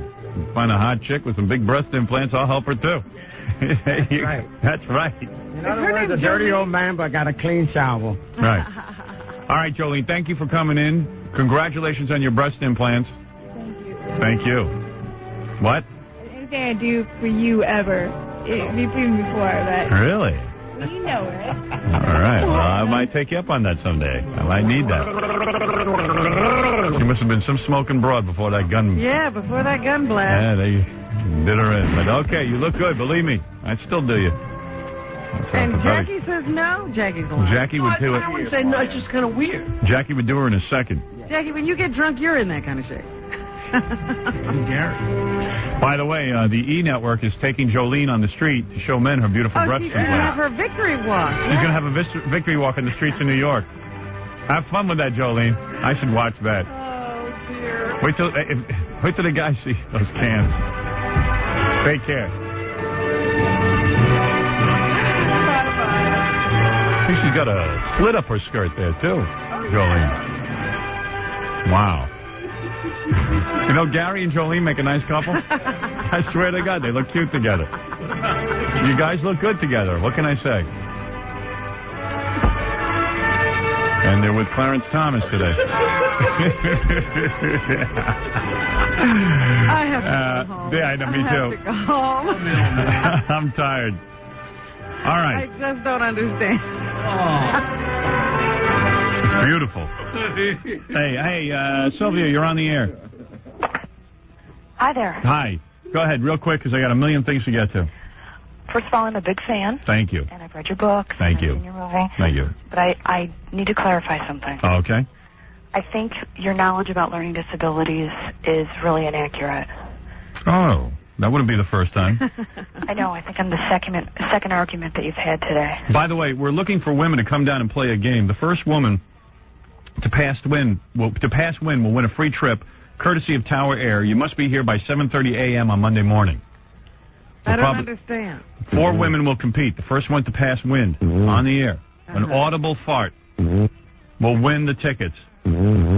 So you're looking for contestants. That's right, Robin. Now, what should they do? Pass wind. No. I mean, how do they enter the contract? They should call us in the office right now at 212-314-9322. 314-9322. Okay, that's what I was trying to get to. All right, there it is, Robin. There's the answer to your question. And those women will win prizes. That's right, one of them. I don't care what you are, black or white, skinny or fat, flat or stacked, all broads welcome. Yes, now you were about to make a serious point. I was going to say, that's quite a topic jump. Yeah, what's the matter with learning disabled to farting? No, honey, the point I was making is that a lot of people today use the term learning disabled. A lot of times you're just dopey, that's all. Is there anybody who's just stupid in it? No, there's no such thing as a stupid person. Now everybody's got a reason why they're stupid. I think that I'm someone who helps diagnose students who have learning problems. What is it, Baba Booey? Now they got dyslexia, they got this, they got this. A lot of these people are just stupid. I can't believe you're talking about this, because Kathy and I just had this discussion yesterday. Yes. Because a lot of our interns can't take phone messages correctly. Right. And all of them, I swear to God, this has happened at least 5 times in the last 2 years. Blame dyslexia. They take you off to the side, and I say, listen, I'm really sorry, I've been diagnosed with a slight case of dyslexia. Right. And Kathy and I think that's a lie. It's a lie. Of course it's a lie. How could everyone all of a sudden be dyslexic? Maybe some people are misdiagnosed, but It's wrong. It's too many diagnoses going on. Yeah, when we were growing up, there wasn't any of this stuff. You say, I would respect an intern once and say, listen, I'm stupid. I can't take a phone message. Howard, we have a current intern who's going through this problem right now, I can't have him on the phones anymore. Right. We should talk to him when he's in again. He says he's dyslexic. Nah, he's no dyslexic. So what if he's dyslexic? You still write down a phone What message. is the problem? I never heard of that. The numbers get all jumbled up in my head. Oh, Gorilla's dyslexic, he says. No, he's stupid. I've told Gorilla he's stupid. did you think at one point that Ganji was learning disabled? Was that? Oh, I don't doubt that. All of our interns. Ganji, Stuttering John. Because I think I remember on one show. No, I know Grillo is definitely... Gorilla, maybe that And was Ganji, I think, is right behind him. Who was the person you did the IQ test with? That was Grillo. That was Grillo. And what was, that was another thing where I thought, oh my gosh, Howard sounds so confused about this. No, I'm not confused at all. You know what? Everybody, listen, I understand. When you got a kid who's not so bright, you're looking for excuses. You're looking for excuses. It's hard to accept. But learning disabled kids really are bright, a lot of them. All right, whatever. So, good. That's what you say. I disagree. Learning disabled. Call it what you want. I'm just calling it stupid. Wow. That's right. They're brighter than the average retard, but doesn't mean they're smart. Let me tell you something. I'm going to tell you a little story. I'm not bragging here. Okay. Because I'm as stupid, too. When I was in college, I roommated with Dr. Louis Weinstein. This guy was in 6-year med. I used to look at him. I go, you know what? This guy's smart. This guy had straight A's. And there was science. no doubt about it. There was no doubt. Any topic this guy handled, any topic, he learned it in 2 seconds. There was no sweat. He is smarter than I am. I am stupid. He is smart. I knew it, and I used to say to myself, "Boy, I wish I was smart. I didn't get born with that deck of cards." Do you believe that someone who is a physician can't be learning disabled? Is that something that you think those things are mutually exclusive? That's right. I'm telling you, there is no such thing as a learning disabled physician. Because you got to learn. Yeah. If he's disabled, he ain't going to get through medical school. Someone who has a learning disability may not be able to read information at the rate that they can think about. Whatever. Well, all right, I got to go. This is boring the hell out of me. All right? Yeah. It's boring me. Well, if you can't accept it, listen, what can I tell you? Clarify a little bit. I clarify it very simple. Like my father used to say to me, you're dopey. That's all. All these, I got a kid who can't take down a message on a phone. They can't be very bright. It's all right. So say you're dopey. That's all. Let me know ahead of time. As my mother would say, you dummy. Right. I wasn't smart. I know that. I'm still not smart. I'm the biggest dope on 2 feet. Why do you think Robin does the news? I can't read the paper. I don't understand what it says. I still watch cartoons. I know I'm dopey. There's no way a 43-year-old guy should still be watching cartoons. And being entertained. Yeah. I watch Superman and Batman every day. You tell me that's normal. I got a low IQ, that's all. So what? I'm proud of it. This is what I have, and I've done the most I can. There's more people like you than there are people like Dr. Lou. Because you know what kills me? Like celebrities, now, once they become famous and they make some money... They want to be smart. They want to be known as... Mike Tyson said he could have been a doctor. Brain surgeon. A brain surgeon is what he said. And he wasn't kidding. And you see these guys, George Clooney, these guys, they're famous for acting. They're all dopes. None of them ever come out and say they're stupid. I'm the only guy who comes out and says I'm an idiot. Even Dr. Lewis said to me, he says, you know, you make more money than me. He says, you're a total idiot. And I go, I know. That baffles me. And it bothers him. See, I accomplished something. A lot of dopes make a lot of money. Right. There's tons of dopes out there making dough. Dough is not the sign of intelligence. That's right. Dough is luck. Dough equals... You think Jim Carrey's smart? He makes $20 million a picture. Because he can pick his nose with his foot. That isn't smart. More than him, Tom Cruise. What can he do? Tom Cruise is an idiot. Have you ever heard him interviewed? But you're sitting there, you say, he must be brilliant. When he's fumfering over every word, you go, he's a genius because he makes $20 million a picture. He's got to be brilliant. He's not brilliant. There are very few people who are bright. Dr. Lou is bright. I saw this guy in college. I had 3 roommates who were in medical school. They were bright. Todd Lewis, Dr. Todd Lewis. I don't know whatever happened to this guy. I don't know where he is. But this guy never even had a study. He used to make bridges out of toothpicks instead of studying for his medical exams, and he aced every one of them. Now, that's smart, and what you're dealing with is not smart. Right. I'm an idiot. Do you get the distinction now? And there's nothing wrong with being an idiot. And I don't try to disguise it. I can tell you I'm learning disabled. I can tell you I'm really smart, but I can't say my letters turn backwards. Ever heard of such nonsense? Your letter turns backwards. A memory problem. The reason your letter turns backwards is because you're stupid. Your brain doesn't right. You can't even figure out a number. Oh, it's a joke. All of this is a joke. My. Nothing wrong with being stupid. Now it's not that you're stupid, it's your brain doesn't work. Right. But you know what? When your brain doesn't work, that's called being stupid. I love these people. They go, well, it's not that I'm stupid. I got a high IQ. My brain doesn't work. Yeah, well, you know what? This is ridiculous. That's what it is. Brain don't work. All right, I got to take a break. Once again, I've fallen behind on the show. We've got tons of stuff to get to. I got to do the FMEs when we get back. I got a couple to give away. And also, I found a tape of Regis Philbin doing some kind of interviewing a man who does a sex act. This is an old tape before he became, famous. Yeah. I got a whole bunch of stuff. We got the Mike Walker game today. And again, we're looking for women to come down on Monday and play this farting game. And you can win a trip, courtesy of Tower Air. Where is that trip, Gary? Where would we be sending people? It'll probably be either San Francisco or Las Vegas. A trip to Las Vegas. Women who can fart. Maybe we should open the contest up to men, too. No. It's funnier when it's women. When it's gals. All right. We'll be back right after this. Celebrating a birthday today. Which Howard Stern staffer stammers like a jackhammer, has an IQ of 160, and yet seems to have the magic to screw up everything he does, and likes to smoke marijuana by the pool of a very swanky hotel, and embarrasses Howard Stern in the process? Find out after this.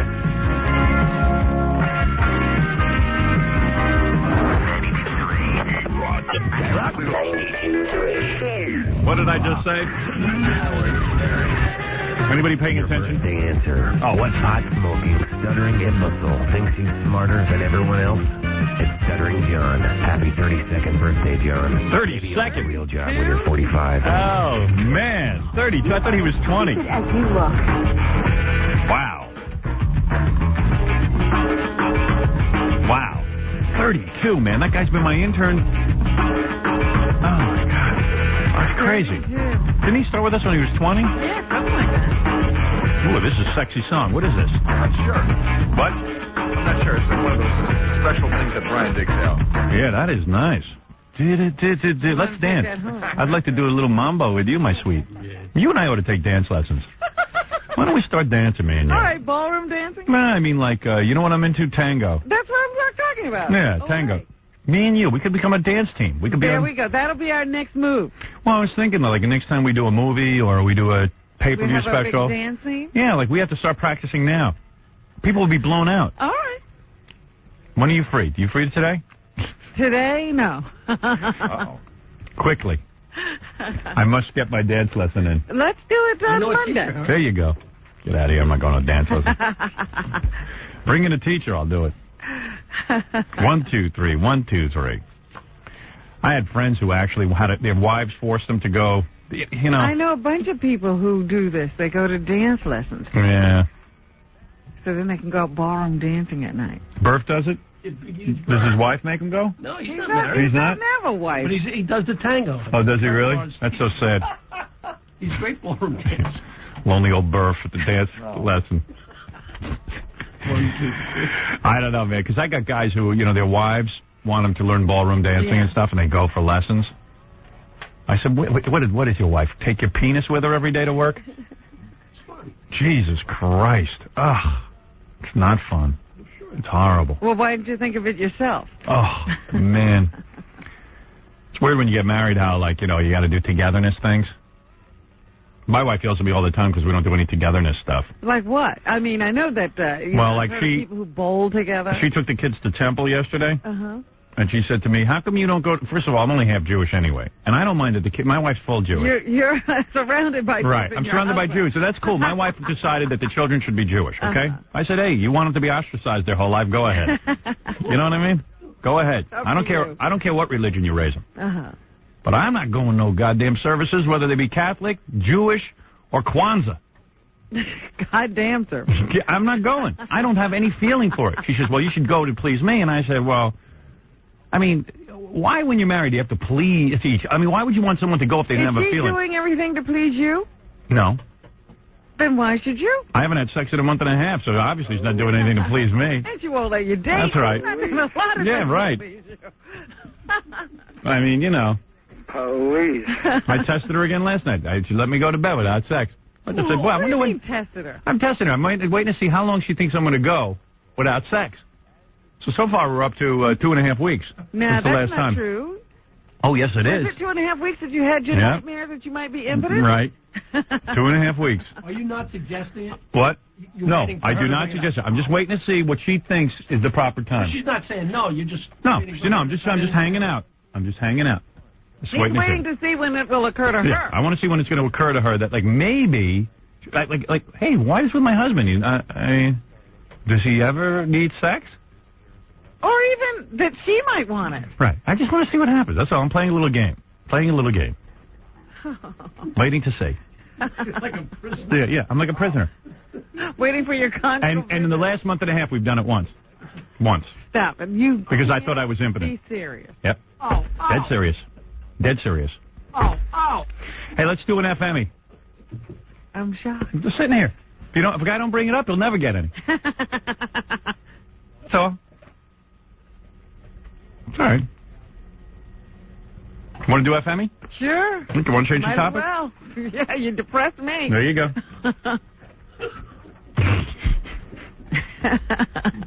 You should be depressed because I'm a sad man. That's sad. That is sad. That is sad. Wait a second.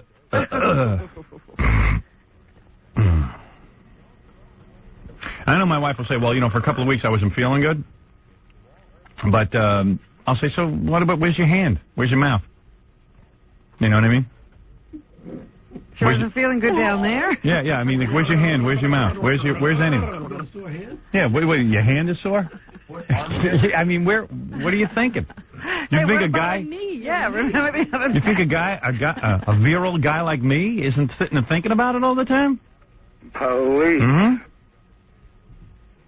Is there ever a point in your marriage where you have a regular, steady... No. She's teaching me a lesson. Let me do the FMEs Maybe here. if you did togetherness thing. All right, our next category is... come here. Give me an intro. Come on, let's do this right. Come on, this is crazy. It's the 37th Annual FME Awards with Howard Stern. Once again, the man who fights the power while digging his underwear from out of the crack of his butt, Howard Stern. Yeah, baby. All right, this is the FMEs. We award people, and rightly so, people who have been great on the show. Now, Daniel Carver, who is the Ku Klux Klan guy, has been on the show, 50, 60 times? So he has his own category this year. This is the best Daniel Carver appearance because no one can compete with him. So he will win no matter what. He will win, but the point is, what is he going to win for? Okay? Well, this is sort of like one of those... Like what LL Cool J got on the MTV. Vanguard Award. Vanguard Award. Lifetime Achievement Award. A nominee is Daniel Carver. First one is his Ku Klux Klan message regarding Martin Luther King. Daniel Carver, producer. Martin Luther King, as we all know, was a communist, sex pervert, no good for nothing agitator, nothing but a common nigger. If the FBI hadn't killed Martin Luther King and blamed it on James Earl Ray, he'd ended up in prison or a race war would have took place over him. Everywhere that Martin Luther King went, he caused riots. They had to call out the National Guard over and over again to stop the niggers from burning down one town after another. There you go.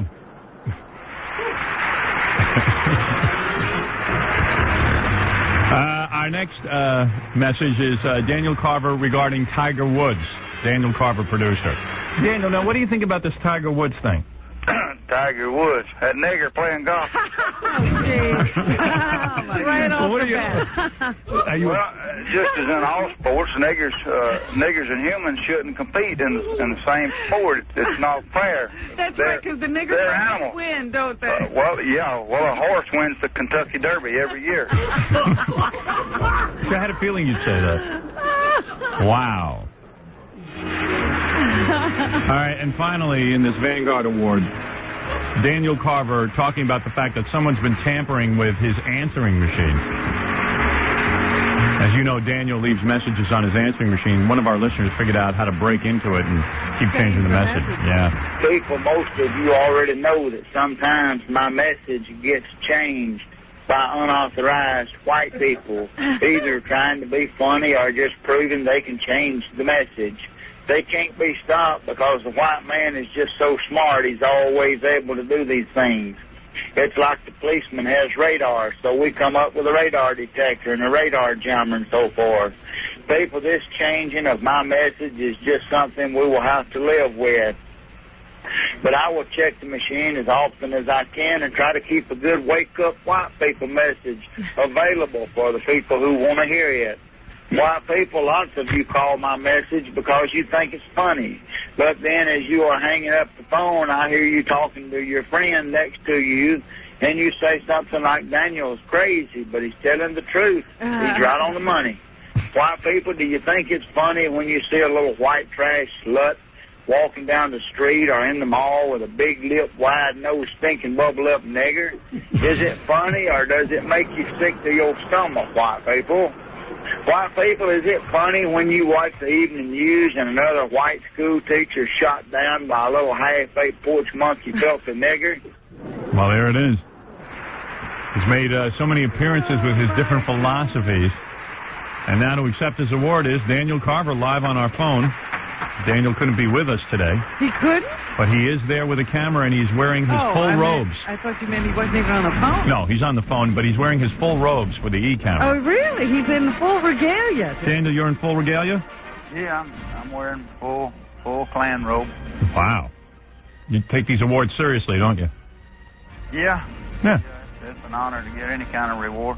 Right, exactly. Who are the authorized white people? You know, the message was changed by unauthorized white people. By the way, if Daniel's voice sounds muffled this morning, it's because his hood is on. Ah. Right? The hood covers my ear. It don't cover my mouth. Oh, good. Okay. Because I want to make sure I can hear you. I don't want to miss out on anything. You can hear me if you can get that nigger shut up, man. Oh. I just asked who the authorized white people are. Well, the only authorized white person on my telephone is me. Oh, okay. That's right. Whoever I'm talking to. There you go. Hey, you know, Daniel, I don't understand something about the Ku Klux Klan hood. I mean, it's designed like a dunce cap. Why would you... Well, it's a traditional uniform. I mean, do you understand the Pope's hood? No, I don't. Well, there's a lot you don't understand. That's evidently. I mean, it's... because the Klan hood, even the Pope's hood, it has a point. It has a point. Yeah. It's like a traditional dunce cap. Yeah, well, maybe so, but it gets the message across real quick when somebody sees it. Is there any chance that the uniform can be changed to be more with the 90s? No, it's been around for over 130 years, and it ain't going to change. And you would not want to talk to some of the new designers? I can wear a three-piece suit like David Duke, but the message will still be the same. Mm-hmm. So, in other words, the odds of like a Johnny Versace type changing the uniform would be impossible. It's out of the question. We're not going to change. There was never any discussion. We're going to keep the robe. We don't. Now, some of the newer Klansmen might want to update. Well, a lot of these young kids coming up, they want to, change things. They're upstarts. But Daniel's saying that there's a tradition in the Klan. It ain't good. The young kids run around with their britches pulled down where you can see the crack of their butt and earrings in their ears and tattoos all over them. The change is not good. Well, you have children. You don't allow them to do that, do you? No, my children look just like me. They dress like me, act like me. They're white. I and see. did you keep them at home to educate them? No, I had to send them to school. But I sent them to a school where there wasn't very many niggers, if any. and I trained them at home, right from wrong. Uh-huh. That's what's wrong with the world today, is these churches and school teachers trying to brainwash our children. Well, I know this is really what I want to allow you to do is make a speech, an acceptance speech. You won the award. It is a beautiful gold tampon. I don't know if do you have one there? Yeah, I got the thing you sent me here. Money must be getting better. I've got several FMs from y'all, and this is the first time you actually sent me one. I guess you made a lot of money on that movie, and now you can afford to let me keep one of these awards. Absolutely, and if you notice, you can press down, and it's a full usable tampon. Yeah, well, I won't use it, but I'll set it up and it's good to stop nosebleeds, or I don't know if your wife still gets her period. Well, I guess she probably does, but I'll keep it as a trophy. That's what you sent it to me for. Well, that's the right way to do I'll it. set it beside all the other stuff that you sent me. I don't care if someone has hate in their heart or love in their heart. What? What else have I sent you? Well, you gave me stuff when I was on the show. That's correct. That T-shirt for being the judge in the New Year's pageant. Yeah, Daniel was a judge in the New Year's pageant. Sent me on the Butt Bongo and the Homeless Hollywood Squares. Daniel's been around a lot of different shows. He has a lot of stuff. Well, yeah, over the years he's collected stuff. He's smart that way. You know, those are collectibles. I guess so. I collect things. Look at Lady Di's dress, worth $35,000, went up to $200,000. Shame you didn't get one of those. Yeah. Oh, that's right. I've been offered $500 for the New Year's pageant T-shirt. Is that right? It ain't for sale at any price. Wow. Hey, the tampon, that's made out of cotton. That must remind you of slave days. Yeah. The good old days. The good old days. Maybe if a nigger ever breaks in here, they won't bother that because they don't want to pick up no cotton. Well, you're certainly one track. Daniel, go ahead. Let me turn the microphone over to you. You've won an award, and use your time wisely. Well, I just got through watching the morning news here while I was waiting to call you, and as always, the news this morning was nigger shoots deputy in Fulton County. Nigger rapes college student. I don't mean to interrupt your speech, but... Did they say it just like that? Is your newscast like that? On the news they said that? Well, they did. They said black, Afro-American, but, I mean, no matter what you call a nigger, it's still a nigger. Wow. Rose by any other name is still a rose. You know, Daniel, I was almost hoping for once, now that you won an award... You'd be happy. You'd be happy. You wouldn't be focusing on black people. You just thank some people. Maybe you'd thank somebody in the family or... Well, I don't want to call them African Americans. You don't even hear it. There's no such thing as an African American. They're Africans living in America. Right. But I want to thank all your guests. There you go. That call in and want more of the KKK guys. I know there's thousands of them, but I get their messages on my answering machine. Well, there you go. At least you're thanking someone. It's not a hateful message. Yeah, I thank you, Howard, for allowing me a chance to get on here and speak to the white people. Oy vey. Try to wake them up.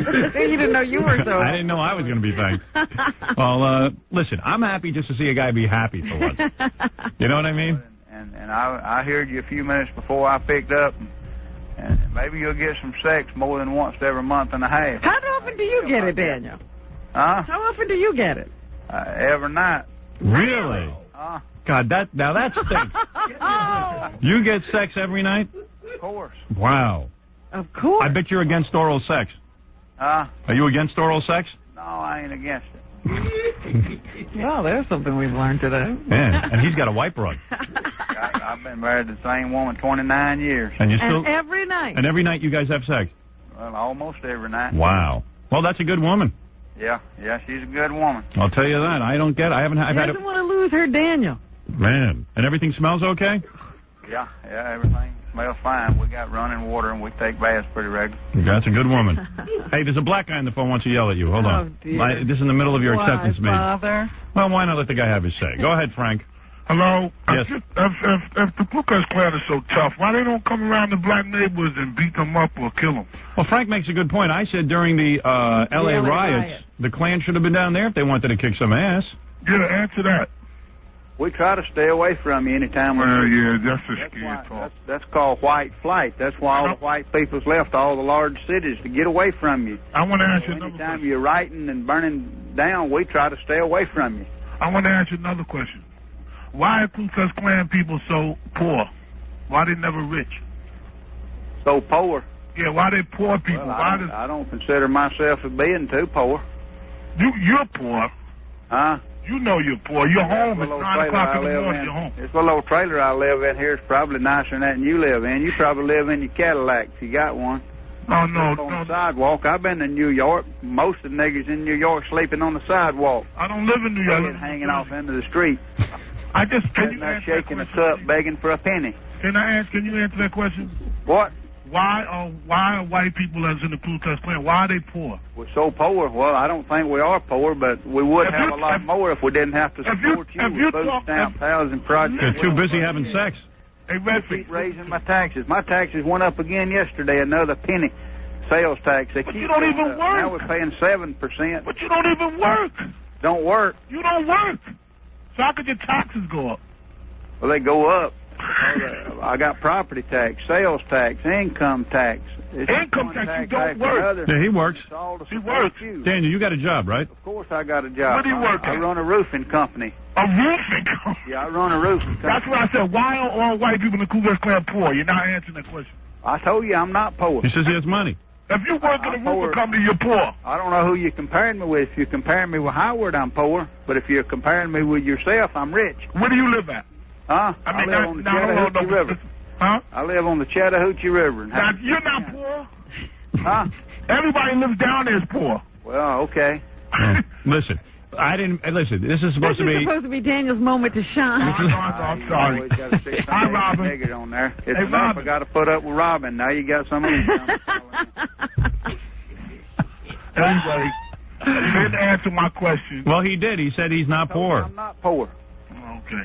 All right. I love you. All right, He's got a thank very you. nice trailer. I'm sitting here in my office. It's in my home. It's probably bigger than your house if you even got a house. Well, there you go. Listen, Daniel, congratulations on your Is FME. that the end of his speech? Oh, are you done with your speech? I didn't know. No, I ain't never done. All right, let me give you another a minute here or whatever because... Jeez, I want to wake up the white people and let them know that if our buildings and highways and railroads should be wrecked, we can rebuild them. If our cities should be destroyed, we can rebuild them. But if our blood is mixed He's with awfully the blood one of track. the Africans, we can never rebuild in America. Like, why don't you get on and just forever. thank, like, your wife? We or... must never stay with forget. our own race and He produce never our get own there. kind. Black people at Our work. race is our nation. If I wanted to see an African, I should have to go to Africa to see one. If I want to see a Mexican, let me go down to Mexico. But as long as I'm in America, let me see America. What a speech. Americans are white people. What a speech. And we need to teach Americans our are children Indians to then. stay I wonder if with he'd our have sex with Vanessa Williams, though. No, I bet he wouldn't. You don't think so? That's the first He might. page in the Bible. Let's see. He won't tell you Kind, that. Right. Kind after Let me kind. ask him.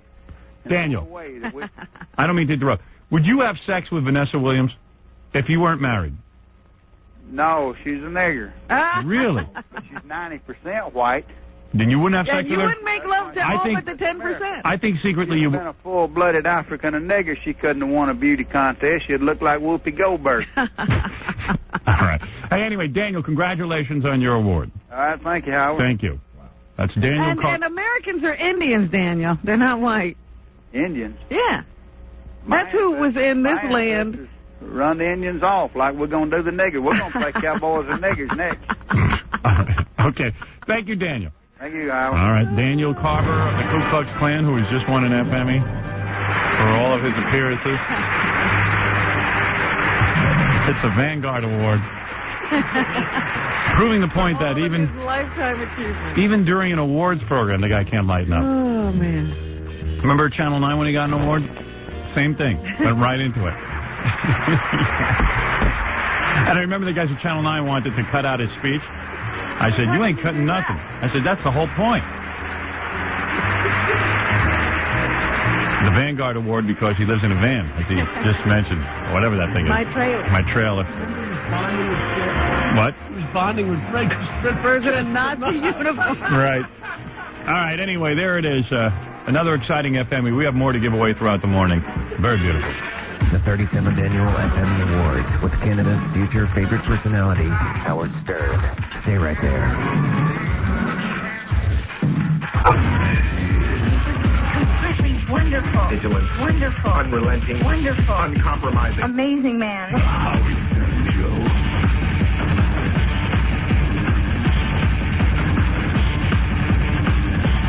Can I ask you a question for CBS Radio? I'm just interested in your opinion on a few people.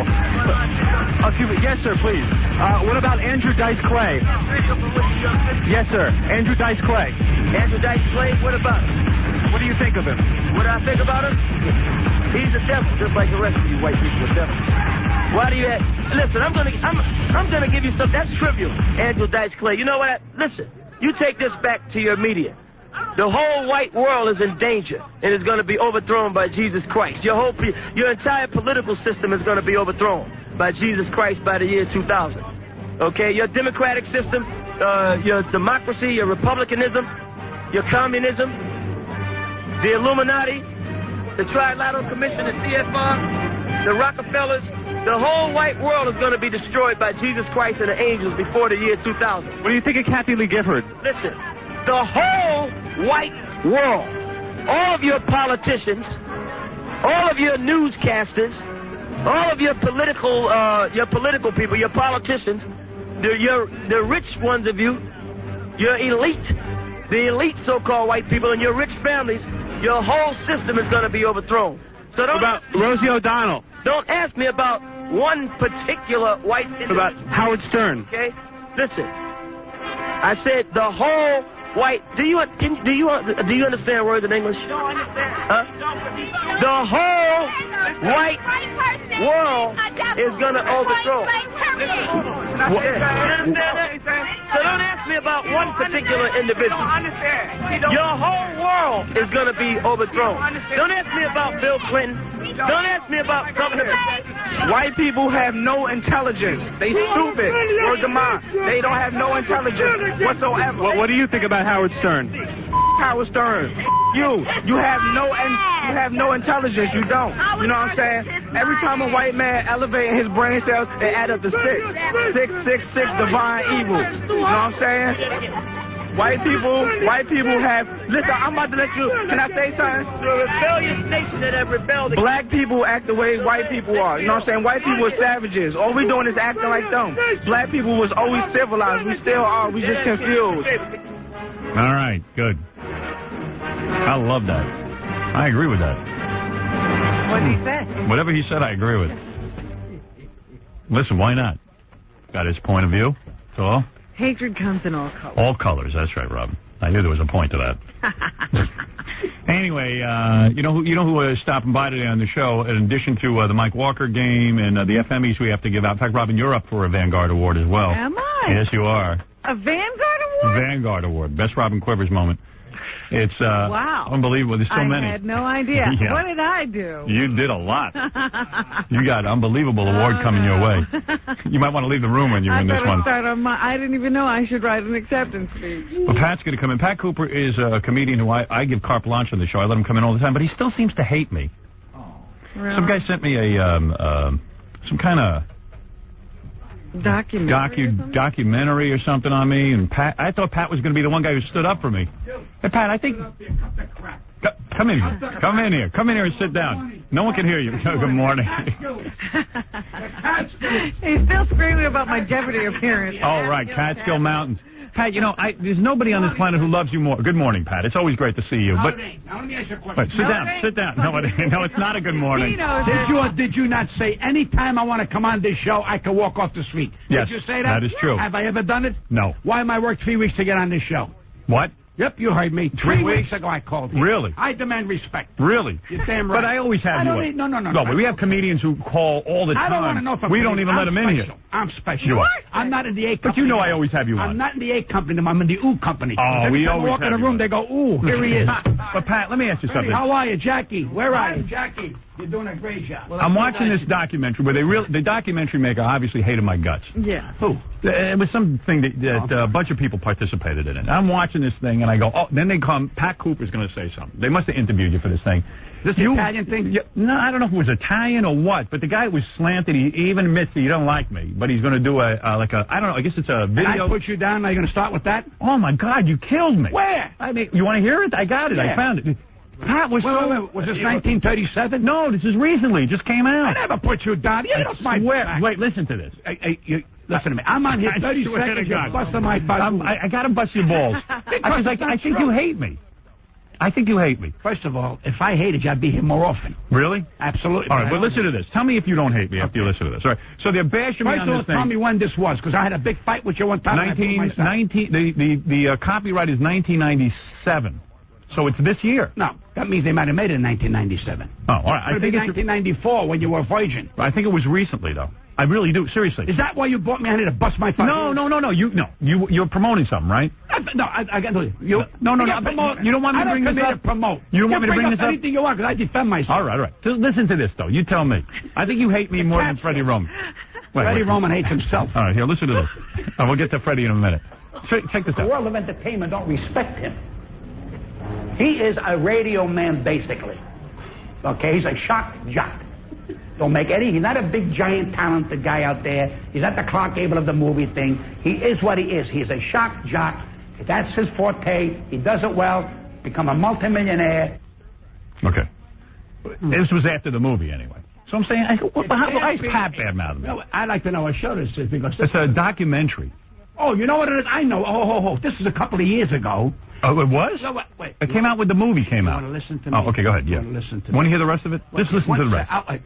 Let me defend section and section. All right, thank you. Don't try to bite no corner. Because I figure you're my friend. I am your friend. I said, oh God, thank God Pat's going to defend me. I go, Pat's going to defend me. Hold now. on a minute. I will clear this whole thing up. Go ahead. How many times you badmouth people? Now you're their closest friend. Am I right? You think it You happened? don't like Larry King? You made the move. You're up his ass. Right. You don't like Roseanne? You're up her ass. You Right. like this one? You're up. So her you're ass. saying this is from many years It ago? don't mean nothing. It's show business. Let me tell you. Wait. Wait a minute. Hold it. You're the one guy who should defend Your me. producer defend you. Yes. I defend you more than you. I don't Really? defend you. I defend you every single day. You do? I defend you at home. All right. You understand? All right. Okay. All right. I don't need no applause. Back off. Listen to the rest of it. It's funny I stuff. know what this is. You There's do? a guy doing a documentary. He's badmouth. He's trying to badmouth. So what? You're a celebrity. You badmouth everybody. But I would defend you if someone was doing. No, you know, I always Let would. me say. I'd never say a bad word about you. Oh, you don't say bad words. You spritz me. It's called a Jewish kick in the ass. Wait, listen to this. Listen to this. What's this dummy doing? He says a lot of things he should never say. But that I know he don't mean to kill and give people AIDS. That's terrible. And again, that's going to eat him up when his kids hear about that. Right. And they'll throw it to I his said kids. that. What? You know, that's sad. Well, we know He doesn't understand that. And let me tell you what I believe. I believe his mother and father are ashamed of him. I said that. I really believe that. There are some You think my parents are ashamed of Wait a me? minute. That's not bad mouthing you. That's analyzing Oh, my parents are ashamed of me? you. Let me tell you something. Your parents might be ashamed of you. My parents aren't ashamed of me. My parents have no decency to be ashamed. They don't even know what the Your word parents, is. you and your parents will get I along. screw them too. Right. I'm bringing up. You think my parents are ashamed of me? Well, I think they cringe. Really? Oh, I know it. They don't. You don't even know my parents. I meet him. I once in a while see your father bow. He takes a bow. He goes to the track. He sometimes cringes. A mother and father got to cringe with some of the things you do. Oh, no, that ain't true. And plus, in the documentary, What do say you- something nice about me. Why do you have to bring this up? Why wouldn't you say something nice about me? Pat, you got to start saying some nice things about me. I'm too 2-3 good to years you. ago. Is it really? I'm not good to you. The movie is a year That's ago. over 2-3 years ago. Really? What are you talking about? Is it? Absolutely. You were talking about. Listen to me. Right. I know the tape. Right. I know that. I know. Oh, Right. you do? Okay, all right. I know it. But When we were at war, you say. I'm always at war with you. Right. But that's beside the point. Right. I learned from your producer, Gary Delabate, who says, what are you mad for? It's only show business. When we yell and scream at each other, it's show business. I don't know. I just think If sometimes Howard you would Stern stick throws up for out me. of the building, right away, it's show business. But if I throw him out of the business, I'm bad-mouthing him. I don't know. They always go to you for. I said, oh, thank God Pat's on this tape. 'Cause Hold on a Pat's minute. going to now tell I these guys the way it is. I haven't. I'm a good guy. You're a wonderful man. Right. You're in show business. I do exactly what you do. I spritz. So Nah, come on. It's different. No, it's not different. If someone asks me, does me an interview, you will never find a piece of tape of me bad-mouthing Pat Cooper. Go ahead. What is it? I just thought I should be close by. Cause You do? Why? I don't What, know. you think you have information? Well, I mean, Did you say everything is show business? We do this for show business, Cooper. Everything is show well, Patty, I was When trying, had Pat, the no, argument- Pat, I tried to calm you down because you were so upset when those people called. I felt so bad for you. Remember how upset you got when you walked off because those people called and said you were bad-mouthing Howard? So I was just trying to Because it wasn't true. Right. Because it wasn't true. He was then when set you up. And then when you hide him in the closet, Right. there's nobody in the closet with me. Meanwhile, if they were telling the truth, why did they run out of the building? Pat, you got to start defending me. I defend you every 5 minutes. You do, really? But I don't go on the air and make a big, I don't kiss your ass, if that's what you mean. No, but I mean when you go on the I air in defend a you. documentary, stick up for me. If you didn't think I defend you, I wouldn't be on your show. Who is he defending you to? Who are you defending me to? Huh? Who are you defending me to? Every day. Really? I don't have a, wait a minute. I don't have a radio show that I can turn around and talk about you every day. That's true. You got it. Right. I defended you on Grodin. I defended you on Imus. What's the matter with you? Really? I always say nice things about you. Why would you go on Imus? Because it's show business. You think Why Imus? did you Why do you Larry think King? Imus has you Why on? did you do Why do you think Larry Imus King? has you Why on? did you do Larry To promote a King? movie. I did no. What happened to be? You don't like him, but on your terms, as long as he's selling pork, we'll go on his show. Yeah, but I Look wouldn't what? go on. Look Let's how he say. defends himself. Can you believe him sitting there telling me that I'm off the wall? I'm the guy. You're doing the same thing that I'm the guy who said Imus never would have had you on his show if I don't have you on. That's how he is. That's That's how he not is. true. That's the truth. Hold it. You never did Imus before my Excuse show me one because I know you didn't. Let me talk. Yeah. I've only did Imus 3 times in 4 years. I know. So don't tell me man. But you would never, he would never have you on the show if I didn't put you on. That's the way he is. That's the way he is. This is show. He'll do whatever Howard does. Whatever Howard. Your producer taught me how to be show. I discovered you. You what? I discovered you. Let me tell you something. Yes. I discovered you. you. Walking around in shorts. Come on.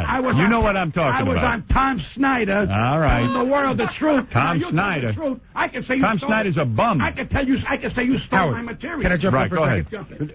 Pat, and I'm your Christopher Columbus. Not a bad way, but I think what Howard's trying to say in the nicest of ways is that even though you've been around for many years and you're very popular, Howard was instrumental in reintroducing you to a new audience. Would you agree with that? No. He would never agree with that.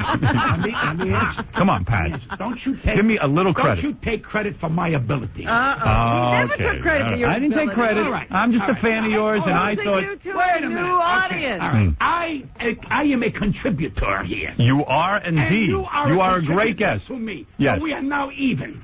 See, I said years ago, when I got on the radio, one guy I'm going to get on is Pat Cooper. Nobody puts this guy on morning radio. They think he's not relevant to an 18 to 34-year-old audience. I am putting him on. I am putting this guy on. I don't know why I came on here today. I was so happy. You were? I got on the subway. Pat's wife hates me because every time he comes on the show, he gets all riled up, and then he goes home and he yells at her. All right, here's the last piece of tape. This is you bad-mouthing me. Go ahead. Here we go. I'm not bad-mouthing. You're bad-mouthing. It's too late. You're yelling over again. He's done what he's done already. He's had 2 big books. What's the motherfucker say? He's, hey, shut up. You like to eat? You like to play tennis? That's all. So they can't say nothing. Now, you think I support my parents?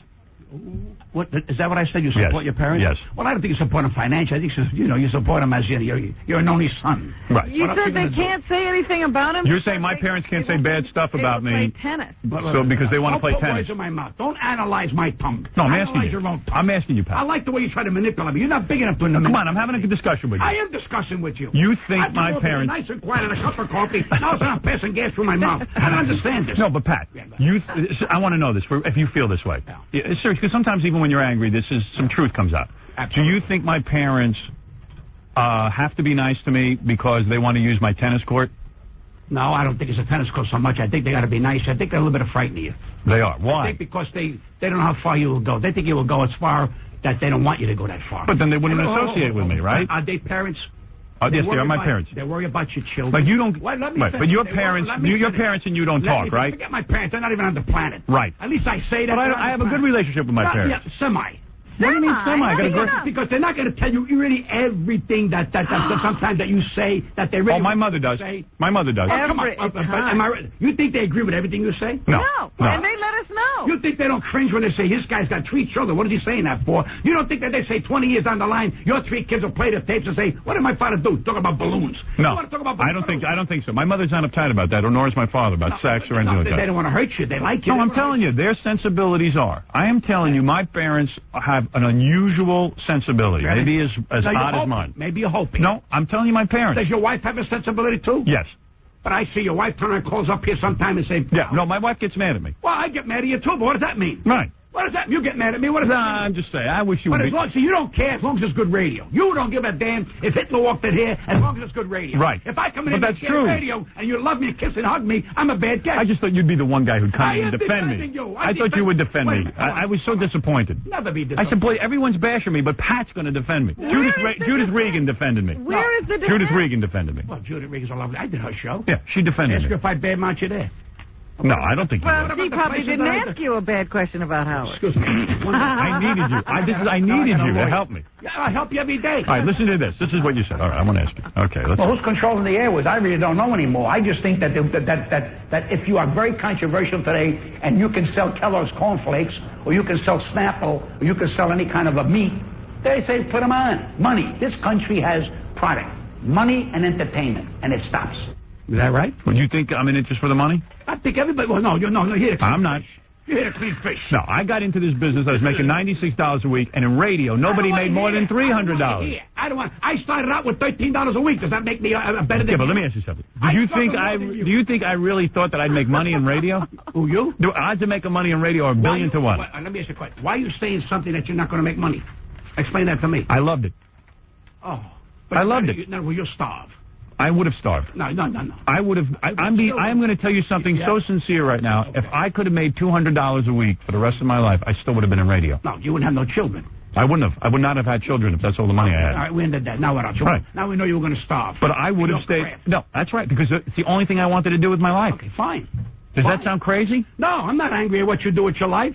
And I do what I do with my, with my life. I'm not angry at you or whatever you do. I'm not angry at your success. But you think I do it for the money? Well, what are you in this business for? Well, let me ask you a question. I got enough money. I don't have to be working right now. So why am I here? I got enough money, too. I don't have to be here. Well, why do you do it? Because I got nothing else to do. Oh, all right. Well, there you go.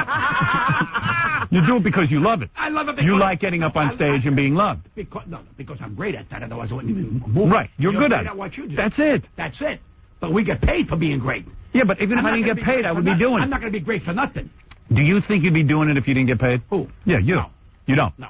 You do not think because so? You know why? Why? Because I was driving and I was laying bricks. I was doing everything. I had to make a living. I got a But living. didn't you make people laugh in your spare Is there time? somebody else in this room? Yeah. But Pat, you got a lot of money. Make people laugh. You got millions of dollars, right? Excuse me, honey. Wait, You Pat, still wanted to make people laugh. You would have made them laugh if they didn't pay you anything at all. Honey, back off. Back You I know made you people can't laugh. help it. I just came in this building today. I got on your floor here. I made 3 people laugh. That's right, and they didn't pay you a dime. No, but honey, I didn't go out there. I want to make them laugh all together. I am just a naturally funny man. That's what I'm saying. You love to make people He's laugh. a naturally radio but man. seriously, I want to clarify something. Radio man. Pat might have said these things when we were not getting We along. were at war. Right. I'm at war with you now. Right. What does that mean? So wait a second. You wait a minute. You will make friends with everyone that you hate right now. Wait a second. But seriously, I don't believe this guy. I want to clear up something. Clear it up. My parents, I don't think, are friendly with me at this point in my life so they can play tennis or suck off money or have a house. I didn't say because I never bought them a house. Back off. Right. I didn't say suck off. Don't put. You know what I'm saying? They don't need my money. No, you're trying to make me look worse. No, I'm saying my parents never needed my money. I'm going to make a final statement. All right, go ahead. I tell you, your parents and your wife, certain things you do, they cringe. And all right, but that's not what you said. But that's what I mean. No. Don't tell me what I said. Tell me what I mean. All right. Oh. All right. And let me just clarify one more thing. Clarify. I came here, I'm sweating already. I'm not doing it just for the money. Hey, you know what bothers me? Right. The very God forbid first bother. statement. Right. What's the very first thing? What is the very first Where did thing? the comments come Let her from? say it, Pat. Let's clear the air. Let's clear the air. Go ahead. Let's have a discussion.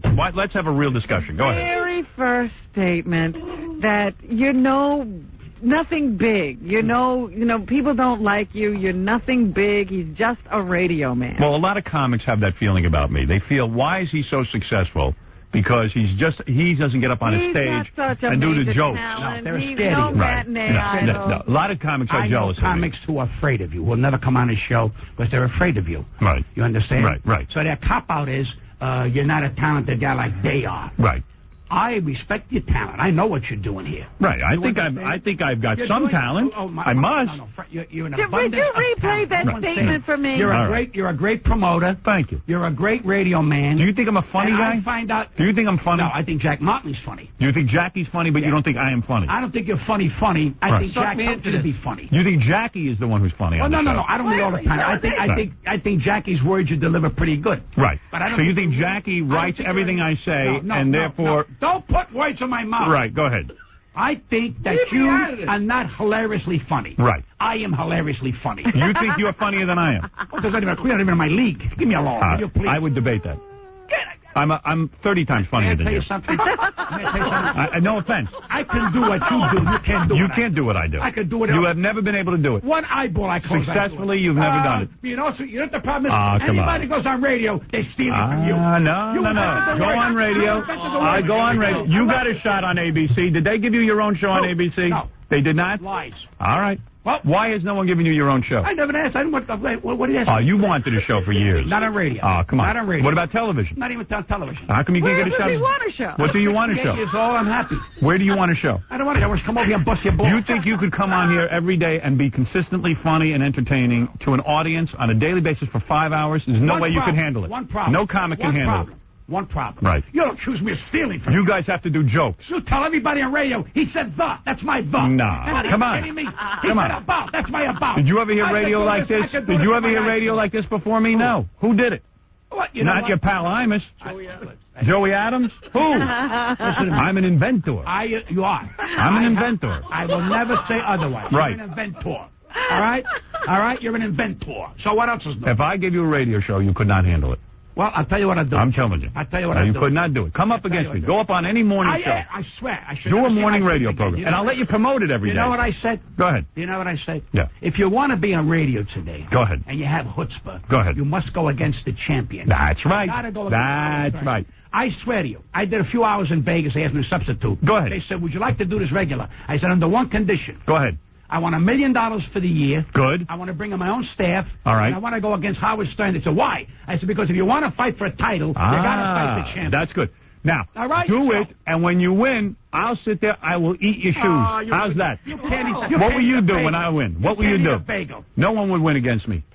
Especially you. You're about ready. No one is as funny as me. Ready to be taken. No one is as funny as me. Take me. Where am I going to take you? You take me. All right, you get me the job. I'll take you. Take me. That's the way to do it. Like Tyson, you would bite my ear off. I know. That's what you would do. That's the only way you could beat me. All right. Listen, so we have a disagreement. That's all. Not a disagreement. I have the highest respect for you. Well, that's how I feel about you. You don't say that on the tape. He'll never say it. I said it. I happen to think you're a great comic. Yeah. That's why I have you on the show. I've said it for years that you are one of the most underrated comics. Fine, thank you. And I'll say it anywhere. Thank you. People ask me about you all the time. On tape and off tape, they ask You'll me. never have a question in You your will mind never as to what hear. Howard meant when he was talking about you. Who are the best three comics? Did you name them in your... Did I name you? No. That's right. The best three. That's right. Because you know why? Why? You're off the base. You don't know talent. That's your problem. You don't think Sam Kinison was one of the greatest comics that ever lived? You do not think That's so? my opinion. No. I think I'm Sam funnier than Kinison. Kinison. No one is funnier than Kinison. No. You know why he's funny? Why? Because he tickled your bone. Well, that's what I'm basing it on. He didn't tickle everybody's bone. He was the biggest. Get off my back. Who was bigger than him? He was an erratic comic. Erratic. He was erratic. Oh, that's He not was right. erratic. That's I'm going to say it again. No. I don't dislike the man. I never met the man. No, man, He was brilliant. erratic. Brilliant. You're erratic. Brilliant. I'm not erratic. There were I'm times you were off. No. Really? When I lose my temper, I'm erratic. They don't say I'm a genius. I'm erratic. Right. Now, you're great when you lose your temper. Everybody said to me, he's not talented. Sam Kinison was one of the... I'll tell you who Eddie Murphy. No, George Carlin's one of the greats. No. George Carlin. No. George Carlin's good. He put Sam Kinison in his back pocket. Nah. You're out of touch. You're out of touch. You like people who dump in bed. That's your problem. No. Yeah, you like that. No. That's exciting. He dumps in Kinison bed. had a way of telling a story I that got was a way fun. of telling a story. Listen. He's not in my league. Get off my back. No. Don't insult me. Kinison... You're insulting. I'm insulted. No. I'm insulted. No. You're not allowed to be insulted. You're not allowed.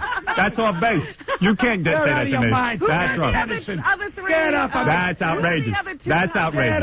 Come on already with you. The other two great. What are you, crazy? You got some nerve. It's insane. Kinison. Sam Kinison told a story. I'd sit on a stage with him any day, any time, off the top of the head. He's not in my league. Off the Sam top of the head. Kinison told a story better than any Nobody told comic, a story, alive or dead. You know why? Because you know why? He was You're funny. not that bright about comics. That's not fair. That's not fair. You're not bright. You think every comic is worse than you? No. You say to me, I say everyone stole from me. You think you are the greatest comic that ever lived? Yes. You are. If I didn't think so, I'd quit the business. Really? You Well, think you're that's what- better than Kinison or Richard Put them Pryor? all in the room. Richard Pryor, all of them. Better than Richard Pryor. Let me tell you why. Richard Pryor? Back off. This is not a color thing.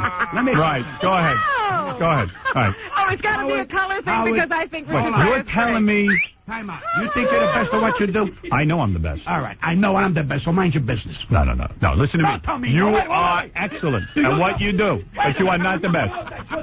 Right. Sit down. Sit down. Sit down onto the microphone. No one can hear you.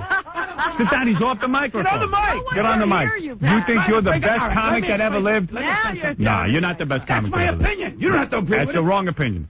What are you You cannot say that you're the Get best off comic. my back. Come on. So I eat you're Kinison number for one. breakfast. No way. I eat them all for breakfast. Who? And I'll prove it to you, pal. Prove it to me. The king of the roast right here. Who? King of the roast. Go on last. Roast. No. Roast does not make a best comic. Time out. Oh, no? No. Without anything written, my buddy. You No. do that and I'll kiss your ass on Macy's window. Come on. That's crazy.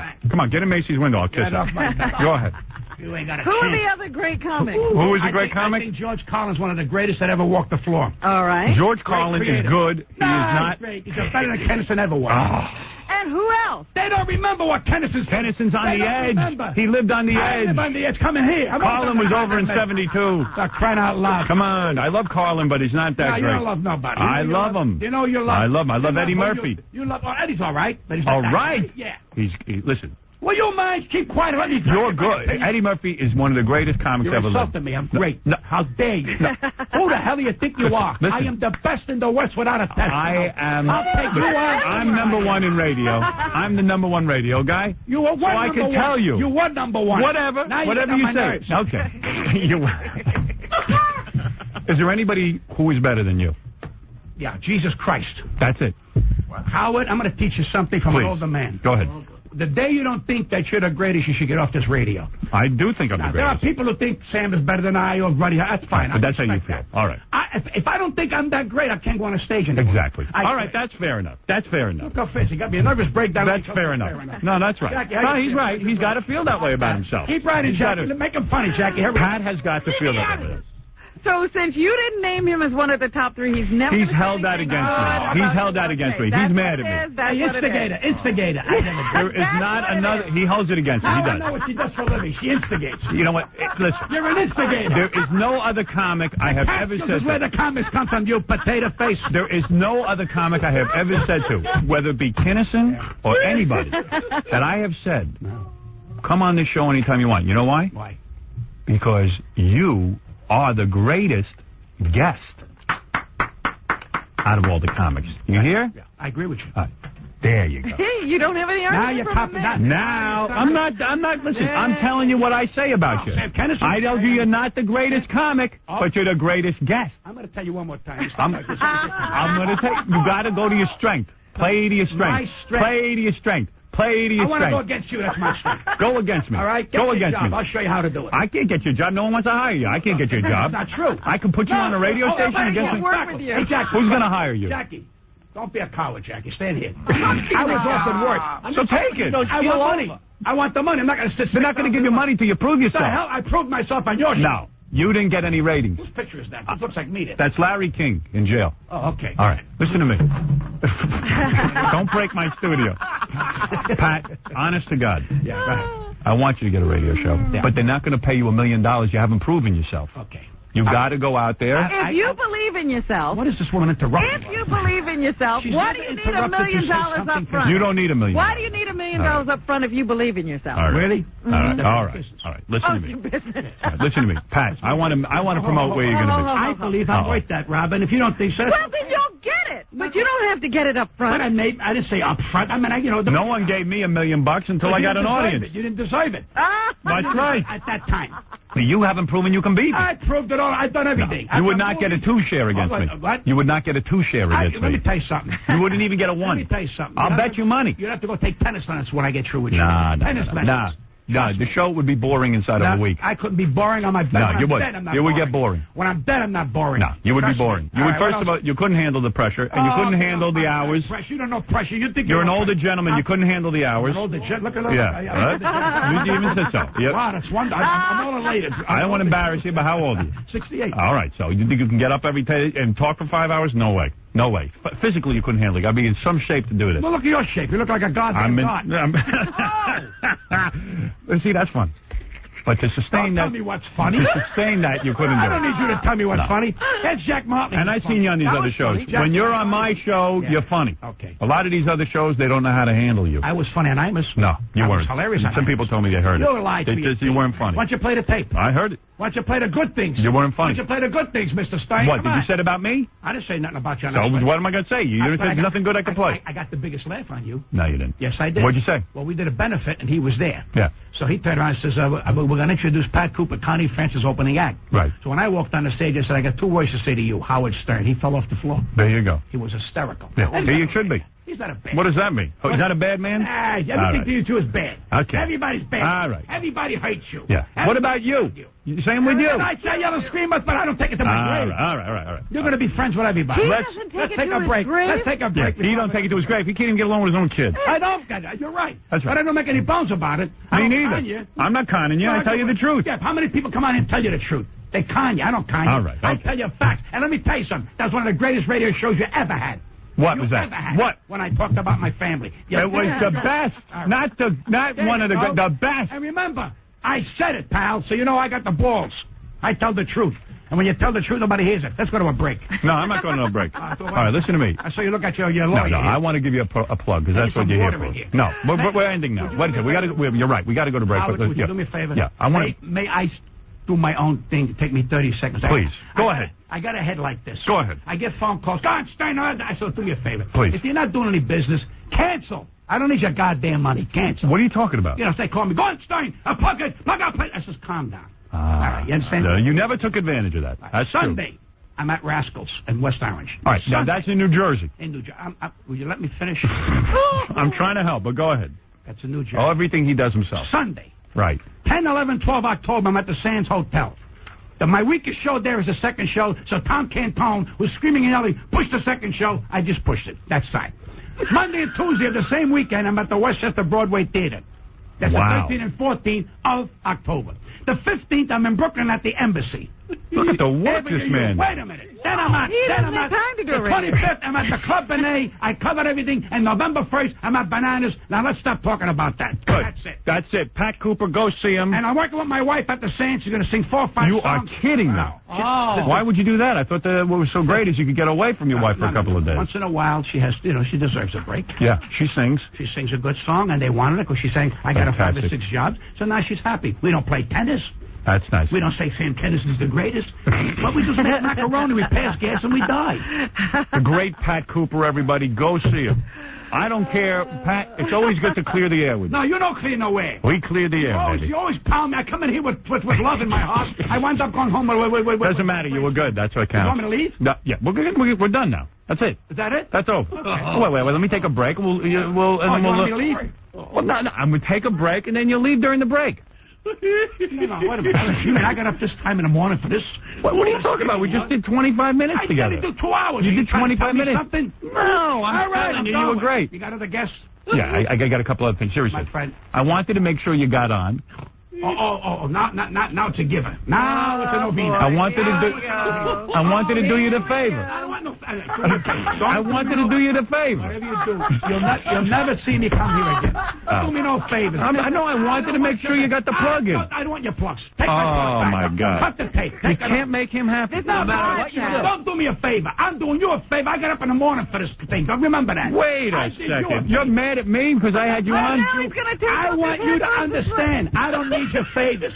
Don't ever say you did me a favor. I'm saying I wanted you on the show. I did the show as a nice man. Say, Pat, thank you, and I go, I did you a favor. What favor? I want to make sure you get your plugs on. Are you crazy to yell at me? Are you crazy to yell at me? I'm discussing. There's a difference. That is crazy. No, you're crazy. I have you on my show, and I I did it. It's wonderful. And we have plugs. Don't shove me out here like you did me a favor. This is crazy. This is crazy. I'm leaving. There's no pleasing you. Wait a minute, Pat. I don't want a favor. I'll never call for a favor. Never. Really? Because I'm an independent human being. When you tell me to do me a favor, I tell you, Howard, I love you dearly. You can't win with this guy. You cannot win with you. I don't want no favors. At my age, I don't need favors. I'm a gentleman, I'm a man, and the funniest bastard on the planet. Who? You're telling me to do me a favor? Come on. Oh. I love your show. You can't win with this guy. I sit and I tell him, I said, you're a great guest. I say to him, he's a great guest. Hold on.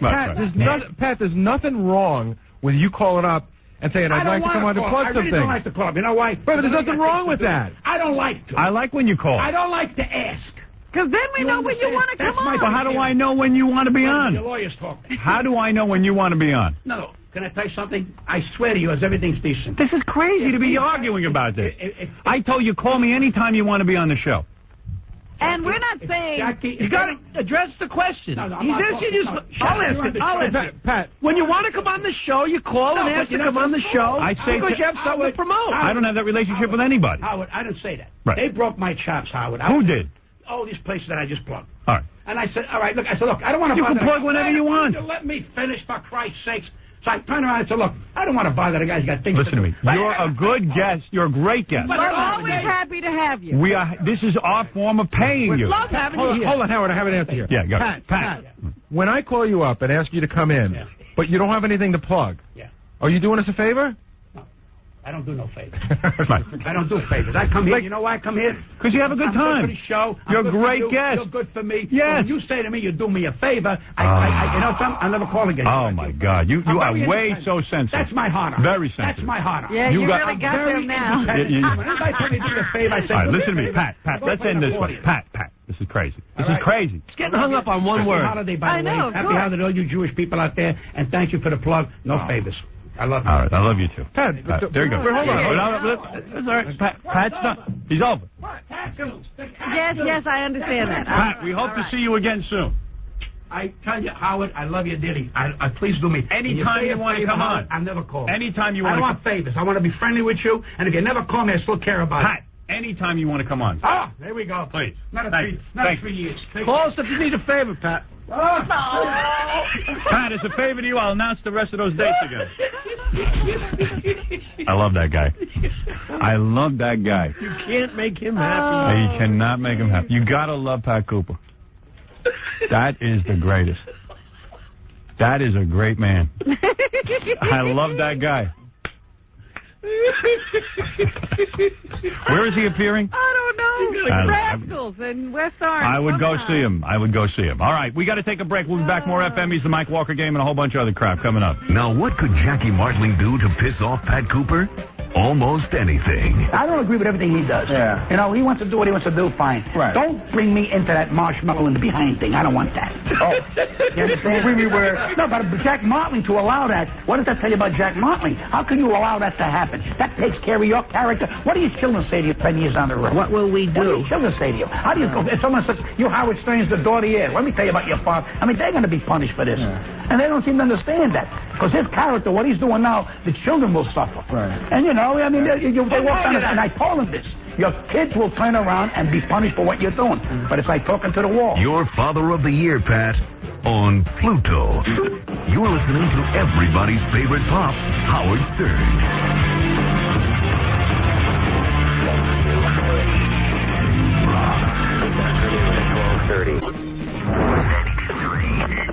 The 37th annual Emmy Awards Show. With the man who is Canada's biggest hero. Here's your host, Howard Stern. All right. Hey, we're back at the FME's, believe it or not. I want to thank Pat Cooper for coming in. He's always great. On the E! Show tonight, the girl who lights up a room. Don't miss tonight's electrifying episode when a distinguished panel of show business experts are put to the ultimate test. And they pick from 3 contestants, a young actress who claims to have an alluring magical power to light up a room. That's the girl who lights up a room. Yeah, see if you can play along. That's right. Hey, anyway, here we are at the FME's, Robin. This is where we give awards out for our show. Here's another great moment, the wackiest celebrity moment. Okay, wackiest celebrity moment. That's right. It's always one of my favorite categories. Celebrities come in here and wacky things happen, like you just saw with Pat Cooper. Had a complete nuclear meltdown. When is he going to get a Vanguard over here? I don't know, but he's great. I could listen to that ranting and raving for hours. You know why? I'm just glad it's not going on in my house. You never know when he's going to set him on. No. I was doing you a favor. What? Hey, anyway, Robin, our first celebrity this year is Geraldo Rivera, who becomes incoherent after the O.J. Simpson verdict. Geraldo Rivera, producer. What? Is Geraldo there? I think Geraldo's delirious. Why? Well, first of all, you know, he's been working like a madman. Yeah. Right? And then he did that show last night, and then I found out that after he did that show, he taped another show that runs today. So he's been taping till like 2 in the morning. He's a friend. Hey, Geraldo. And then I got him on the phone, and I said, it's Gary from Howard Stern's office, and he was like all slurry and stuff. And then he says, is this Gary from the Chicago Cubs? And I was like, do you need a few minutes to gather your thoughts? Geraldo, what do you want, acid? Hello? What, you know, first of all... You called us. Yeah. No, Robin, be nice. I've been up for 20 hours. Look at this guy. he's like O.J. Central. But you know what's funny? I started yesterday at 5 in the morning with Amy Fisher up in Albion Correctional Facility for Women. I got up at 5 o'clock. We took a charter jet up. You interviewed Amy? It's that 45-mile ride from Buffalo to Albion, and then there she was, this tiny little thing. And did you do her? She had to tell me. And then, did you do her? You know, flying back, we had... Geraldo. What? Did you do Amy Fisher? She she's very lovely. It's obvious to see. He's this little pearl, in the midst. Geraldo. This is the old Geraldo. Like OJ. Yeah. My sweet pearl. What's Amy's opinion of the OJ case? I'd rather have her comment. Yeah, let's call Amy Fisher, get her comment. This little pearl. Well, you haven't changed. That's a relief, isn't it? Listen to you. Oh, I like God. This is the laid-back Geraldo. This is the comatose. Oh, this is Geraldo who's been up for 20 hours doing interviews about OJ. And so we got back. We did 2 daytime shows. I was heading to to my CNBC program, which would have been enough of a day, and the verdict came in at 7 o'clock Eastern time. And so basically, I was on television for telethon time. Listen to him. Wow. That's Geraldo being all whacked out. Of it. Yeah. Our second nominee is Roy Firestone singing about Kato Kaelin. Do you remember this? No, I remember Roy doing the show. I don't remember a song. All right, let me hear this, Roy. If I may. I hope it's good. To the tune of Harry Belafonte's Deo. All right, go ahead. Okay.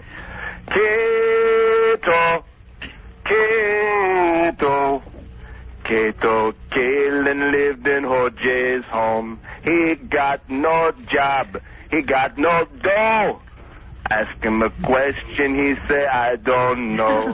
When he get in the front of Marsha Clark, he said he don't hear no doggy bark. Can't dance, can't act, can't even sing. Special guest on the Larry King. Drank OJ's wine, drove OJ's Jag. Just don't ask about the OJ's bag. In OJ's home, he became a familiar face. Sooner or later, he gonna own that place. Kato, basically goes like that. Wow. And you, I thought about that. And you stole my Cable Ace Award? Wow. Yeah, he got a Cable Ace Award over me. Right, yeah, you were nominated in the same category, and he won. And everyone's going, who's Roy Firestone? We're even going, who's Roy Firestone now? Our third nominee is Flip Wilson showing us his penis. Robin, you want to pump him up or not? I will. You will? Yeah. Look at Flip. Look at him. All right. All right, go ahead. Sexual harassment training. All right, go ahead. Yeah. Let me show you. I got to show you how to pump it. Oh, my goodness. Wow, she's great. Get the microphone near you while you're doing it. Okay. Flip Wilson has a pump. No. No glove. You don't need a glove. He's healthy as a... Not only is he showing us his penis, he's allowing Robert Radzinski to touch his penis. You got any diseases? I don't have any disease. What's our hand going to You got any herpes or anything down there? You put your hand there and then you wash it. There's a pump. Yeah. He's got a pump. You don't want to pump it? Let me see. All right, go ahead. All right, here we go. You can feel the pump. Oh, my All right, God. Go ahead. I can't believe this. Go ahead. Come on, put your hand right there. Oh, no. What are you doing? Put your hand right there. His pants are down. Wow, unbelievable, huh? Former host of the nation's #1 primetime show and had his pants off in the studio, exposing his genitalia, and Robin Radzinski. I thought the revelation that he had a pump was a big deal. That he actually let us view it. That was big. Oh, my. If he doesn't win, I give up. I don't know how the judges score. I mean, big deal. Geraldo was equal here, and Roy Firestone was... And Flip Wilson went the extra mile. Well, of course, the winner is Flip Wilson. To accept his FME now is Flip Wilson. Really? Yeah. Flip? Yeah. How are you? Hey, I'm fine. How's your penis? My penis is fine. You know something? I thought about it, and that was a very difficult task, asking Robin to find a black man's testicles in the dark. Yes, it was, and yet she rose to the occasion. Yes, she did. As you did. Yes, she did. Flip, Howard, yes. On the way back, I got to tell you, on the plane, you know how on the plane the food is generally bad? Yes.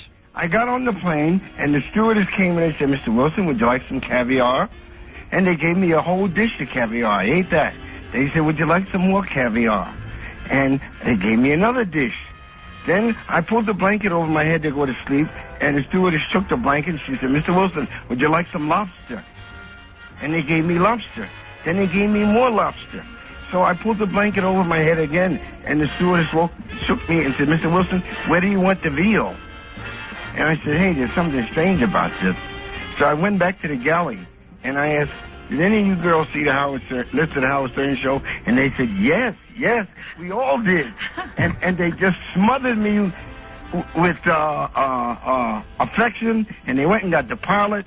And the pilot came, he took a picture with me with all the girls, and they said they were going to send you a picture. Well, there you go, the power of the show. Flip Wilson got on the plane and got caviar and veal and was treated like a king. That's right. I'm sure you want to thank a few people for your award. This is your moment to shine. You were the man who pulled down your pants. You showed us your penis. You showed us that you had a penis pump. And now you've won an FMA. And it's worked into an award. Yes. If I want to thank anybody, it's you, Howard. Thank you. Because let me tell you why. Go ahead. Every other time I've been interviewed in my entire career, they interviewed the entertainer. Right. You spoke to the man. I learned more about you. You spoke to the man about man things, the things that matter to me, and that reflected my moral values, my character, my taste, my responsibility. In fact, you almost went to jail after that. Yeah, I think Flip's going to be locked up after that interview. And it's been wonderful. In fact, I think I've gotten so many calls and so many visits from new girls. Are you nude now? Old girlfriends. Old girlfriends are calling. Yes, old girlfriends are calling. Are you nude now? No, but I got to tell you. Rob, can I ask Robin a question? Go ahead. Robin Radzinski or Robin Quiver? You, Robin. Did you sleep well last night? Did I sleep well last night? This guy's sex all the time. I sure did.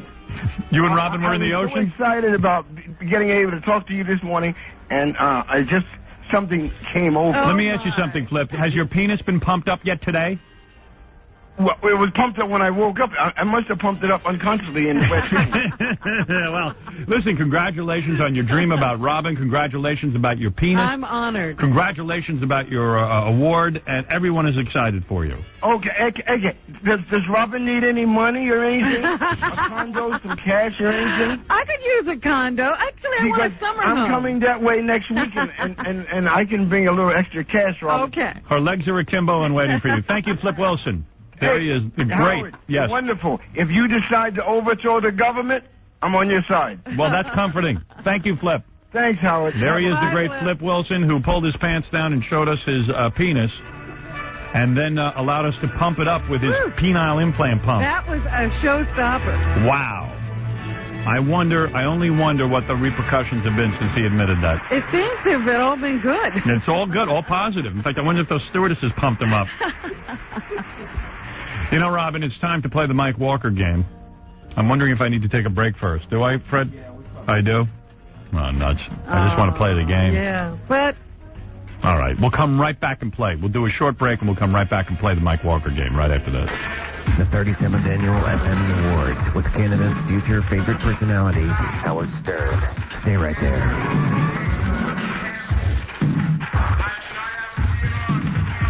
You're listening to Howard Stern. Okay, let's not panic. We're all adults. Hey now. Devil man. Devil man.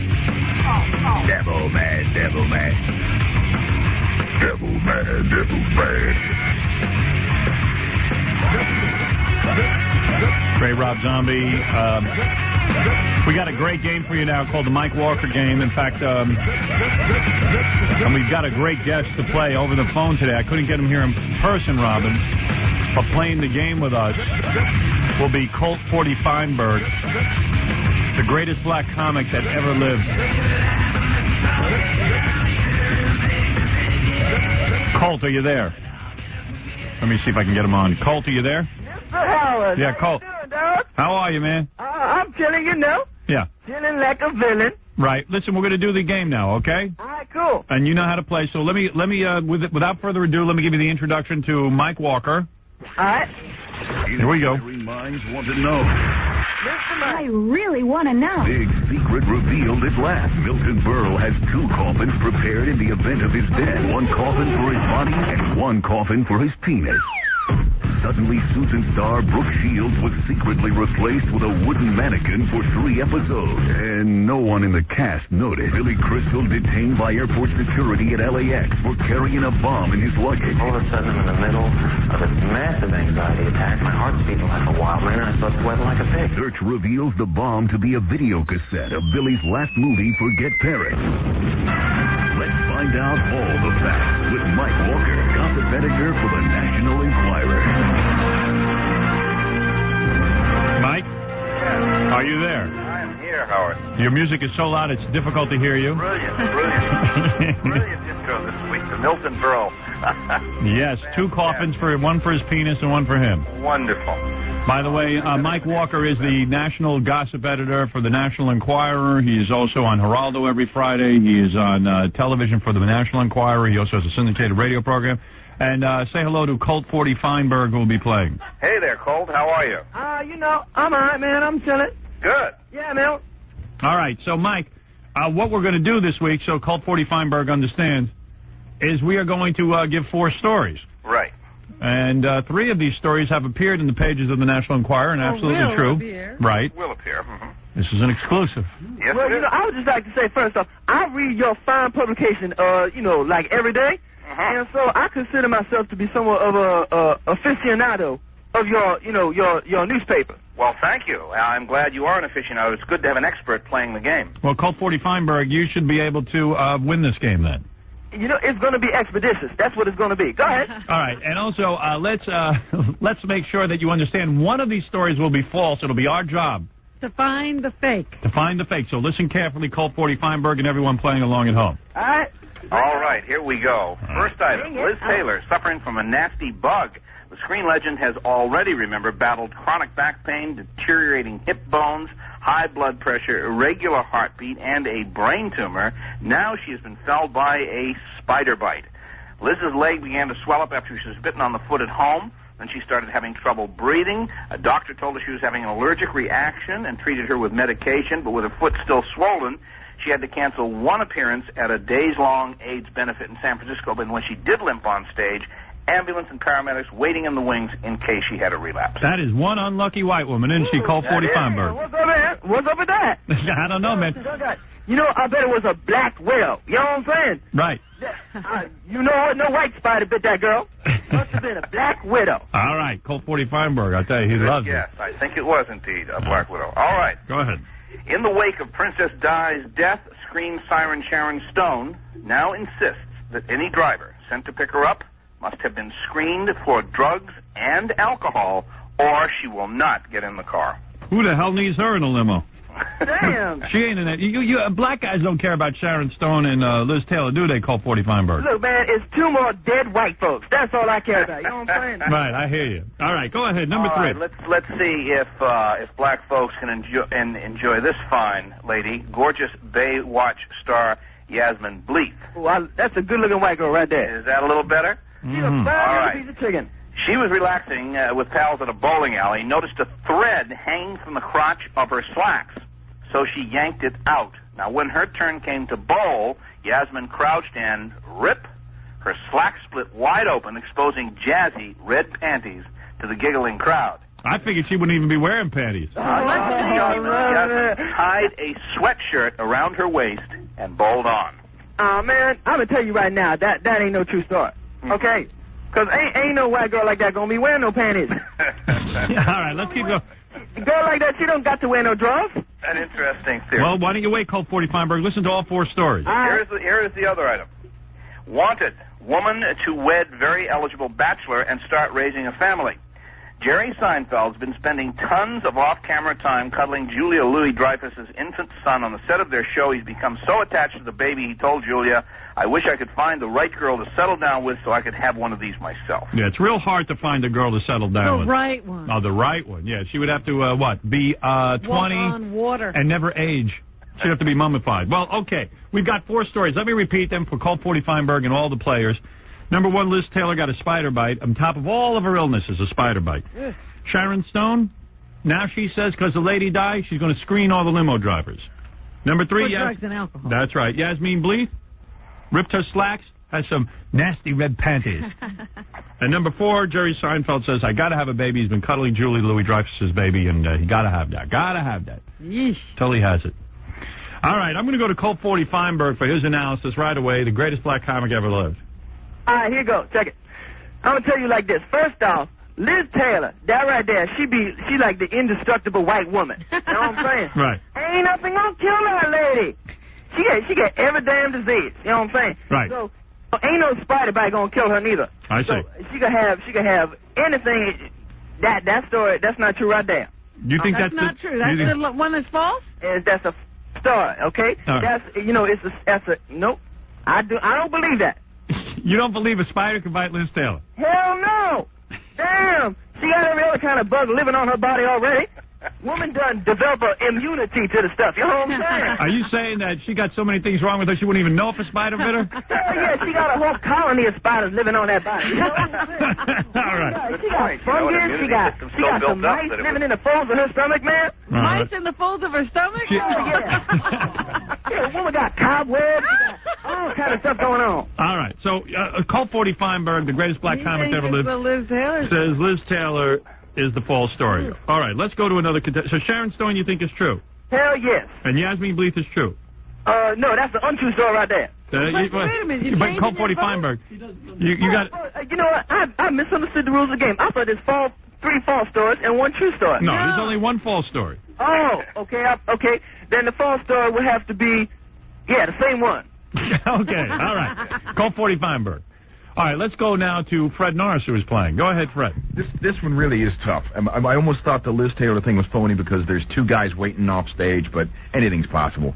To me, it's either between Sharon Stone. What does he mean by 2 guys waiting off stage? EMS, 2 guys waiting off stage in case something goes wrong. It almost sounded a little too elaborate, but I'll go along with it. I'd say it's either between the Yasmin Bleeth story. I can't believe that she would be a bowler. But I'm going to opt for Sharon Stone. Yeah, because I just can't believe she's supposed to be so bright, but she's not. Wait, are you saying bowlers are dumb people? Is that? No, that's not what I'm saying. I'm talking about Sharon Stone is the false story. All right, he says because who could believe that Sharon Stone even has a limo? Right. All right, let's go to Robin Quivers. Everybody's buying that Jerry's cuddling up to a little kid on the set of Seinfeld? Yeah, I'm surprised, Rob. All right, Robin, is that your false story? All of these stories seem false to me. So I'm really torn here.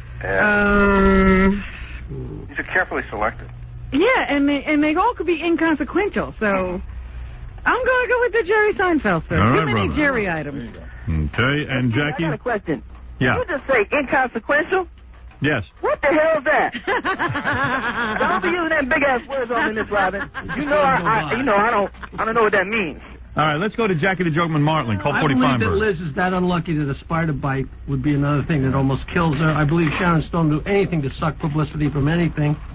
The Seinfeld thing is a tough one to believe, but the Yasmin Bleeth is the one that's definitely false. You don't just pull one little thread out, and next thing your slacks rip, and then your panties are showing. It can happen. Oh, I beg Mike you, invented that for this show. What do you say, Colt 40 Feinberg? I say that girl, she take any opportunity she can to get out her clothes.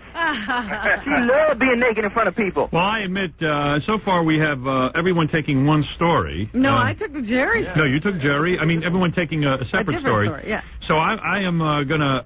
Gee, I'm having a hard time with this too. I almost don't care, to be honest with you. Right, these are all rotten stories. Yeah, let me think. I'm going to say the false story. I'm going to go along with Robin. I don't think Jerry sits and hugs babies. Is he that much of a pussy? Hell yeah, that little Jew. Oh, Colt 40 Feinberg. You know, Colt 40 Feinberg, it's the Jewish holiday. Do you think you should be talking like that? Oh, man, let me tell you something. The black man is the real Jew. I'm going to tell you right now. You look in the Bible. It say that Jesus had skin of bronze and hair of wool, okay? Yeah. So I don't want to hear about them white boys being the real Jews. All right. I'm celebrating proper the Jewish holidays. All right, there you go, Colt 40 Feinberg. Celebrate. All right, I don't know. He was trying to get out of that. Okay, I say it's, I'm with Robin on the Jerry Seinfeld. Yasmin Bleeth is Jackie. Sharon Stone is Fred. And Colt 40 Feinberg on Liz Taylor. Go ahead. Let's go to the answer with the great Mike Walker. All right, Jackie, I'm surprised that you would think that, and Robin, I think could probably tell you this, that one thread like that can actually rip apart, pants or a crotch or anything else. And this item is a true item, except that it is not true about Yasmin Bleeth. It's an old item I had years ago on somebody else. I recycled it for this purpose. So Jackie, the joke man, Martland, has You tell me I have no logic, but I'm right. So who was the actress? Who was the actress that it happened to? The actress it was originally happened to was Christina Applegate years ago. Really? Yeah. And I just thought I'd recycle it. Darn, all these other stupid stories are true? These are true. Liz was bitten by a spider. It was very bad. Boy, she is unlucky. You can believe that. I know it's hard to believe. Damn. And Jerry Seinfeld is spending a lot of time with that baby and cuddling it, and he really... What, is he retarded? Apparently, something's happened. Wow, Mike. Kind of epiphany. Middle-age crisis. You pulled everyone but Jackie. This week. Yeah, amazing this week. Last week, you all... God, I think everybody won last week. Colt 40 Feinberg, thanks for playing the game. Yeah, man. Nice meeting you, Colt. Yeah, nice meeting you, too. You're pretty cool for a white boy. And Mike Walker, of course, we'll watch you on Geraldo. We'll see you on your television show, the National Enquirer syndicated show. We'll also see you on your syndicated radio program and in the pages of the National Enquirer. Well, thank you very much, Howard. Thank you, gang. Thanks. Thanks, Mike. See you next week. Hey, Colt. Oh, I must have hung up on him. There he goes. Colt 40 Feinberg, too. He's the greatest. All right, Robin. There you have the Mike Walker game. Ooh, now I know. Now I know. Me too. Thanks, Mike Walker. You're listening to the man who thinks he knows everything, Howard Stern.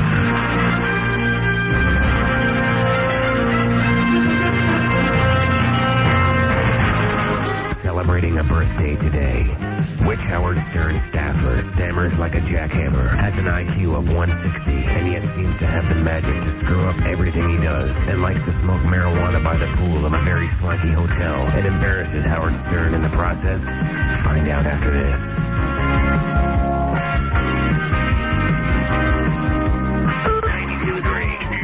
And now, Howard Stern. Your birthday answer. What pot-smoking, stuttering imbecile thinks he's smarter than everyone else? It's Stuttering John. Happy 32nd birthday, John. Maybe you'll have a real job when you're 45. And now, very sexy.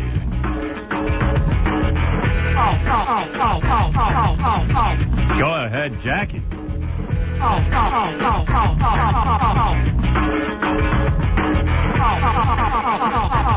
Vocal stylings of our own Jackie the Jokeman Martin.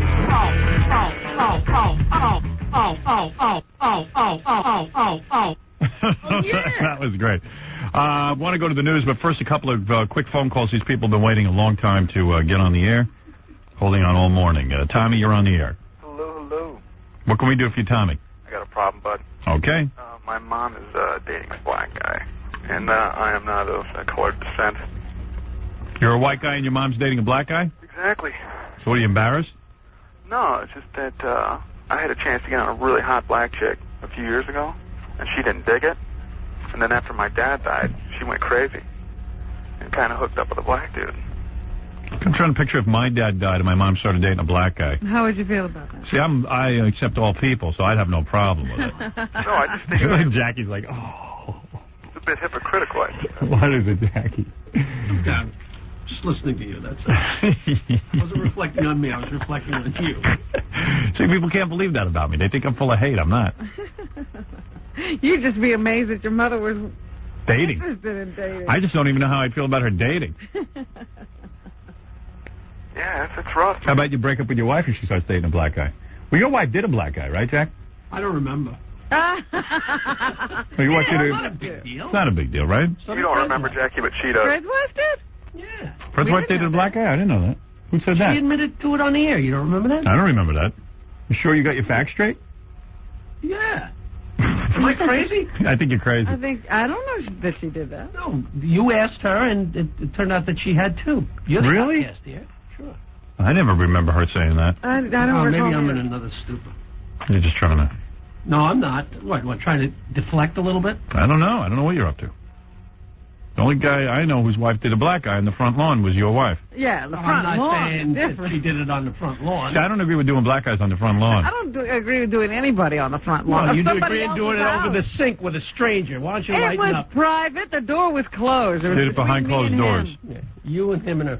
I don't think the neighbors should have to see your wife doing a black guy on the I front don't lawn. think so either. Yeah, I mean, it wasn't even her home. Right. It was somebody else's grass. People walking out to take their kids to school that How come morning you know were this story confronted better with than I this. Didn't the grass die afterwards? That's what I heard. The lawn. One big spot on the lawn. You imagine they got up and the lawn was all brown? Well, dude, I don't know what to tell you, man. I don't know what to do, man. I think you better leave it alone. Just chill and let it happen. Yeah. Don't go there. What? Call him Dad. All right. Well, if he didn't, Hello, son. if she didn't like you're dating a black girl, why don't you just get another black girl? Maybe that'll wake her up. Hello there, son. How are you? Hi, Dad. I can't do it, dude. All right. How long ago did your father die? You'll never know. He's gone? That's right. Susie, hi, you're on the Would air. have been bad if the father died 3 weeks ago. Right. I just entered your farting contest. Oh, good. I can fart like no other. Well, you'll probably win. By the way, any girls who want to come down here Monday, we need a couple of girls to compete against each other. The first, My friends. yeah, the first one to let some gas out will win a trip. Dean, all I need is a quart of milk, and I'll just like fart like a banshee. You can do whatever you want. Do not know. And I'm pretty too. Like you wouldn't believe it. How long does it take? What's up, Robin? How long does it take for the milk to work? I drink the milk, and 30 seconds later, I fart. Wow. Well, you'll probably win the contest. I think I might be lactose intolerant. I know I am. And why do you talk to such losers on the phone forever? Sorry. God. That's called the show. Oh, so anyway, you know what I called you for?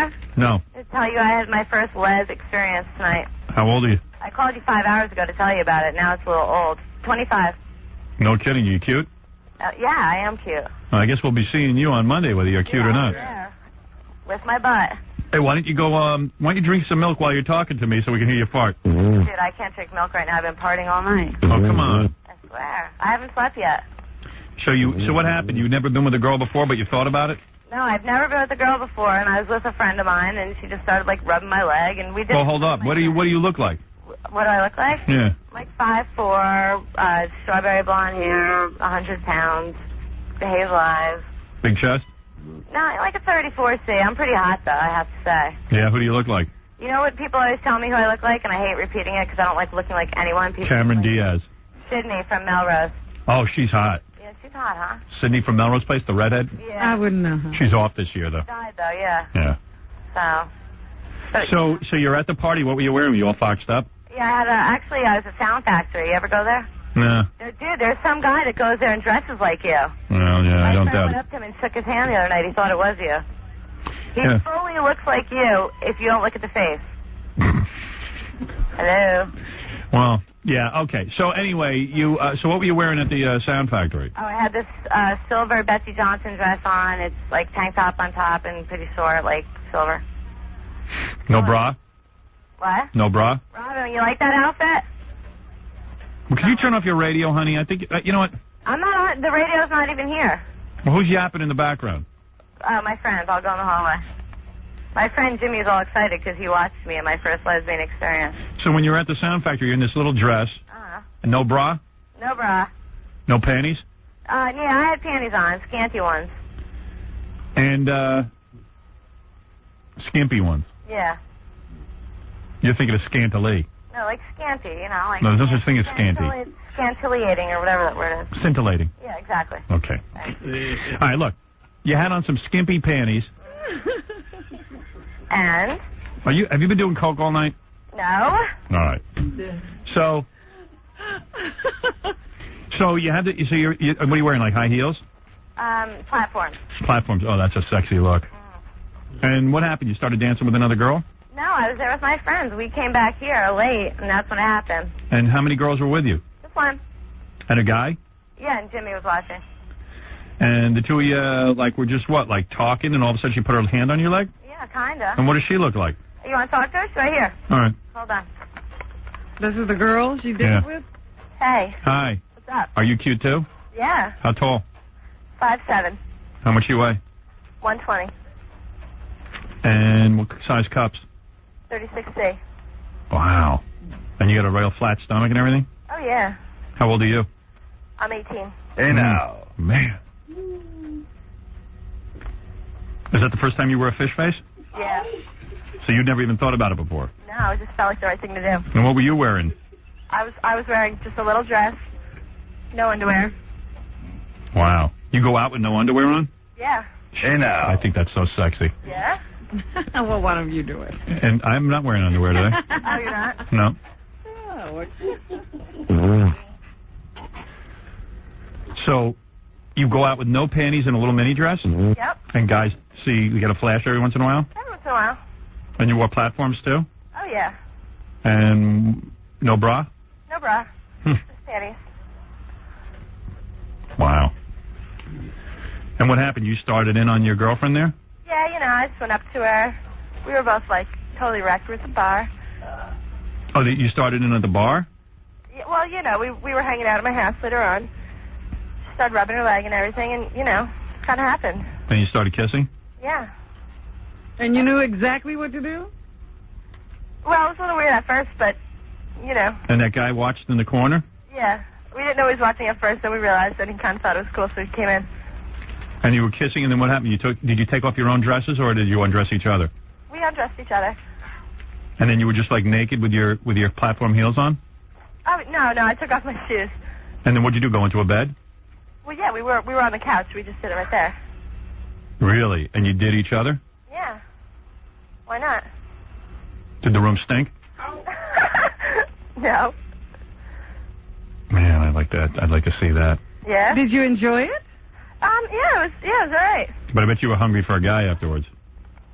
Oh, well, no, it was a new... A lot of chicks I know who do lesbian stuff, they just go, but there's no penis. Turns out an orgy? No, they're not here. I don't know where they are. Don't you live with them? Yeah, but they weren't here. I don't know where they were. They were out. I don't care. I was upstairs. Maybe they were downstairs. How many times did you do each other? Like for an hour? Yeah, like an hour or so, maybe. Are you going to do it again? I don't know. We'll have to see. And you pleased each other? Yeah. Oh, yeah, that's the best part. Do it again and videotape it so I can see. Hang on, show up the doc. Hey, Howard. You going to do it again? No, listen, before we go, I got a good joke for you, ready? You going to do it again? Yeah, I'll do it again.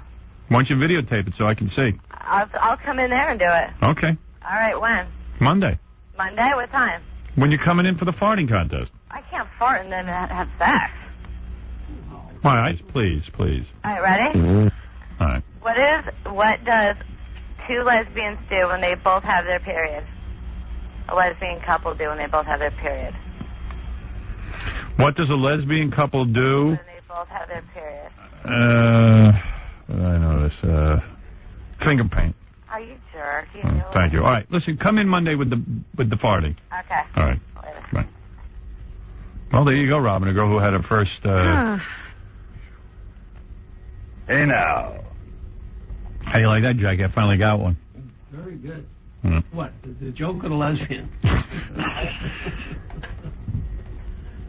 Jesus. Well, there you go.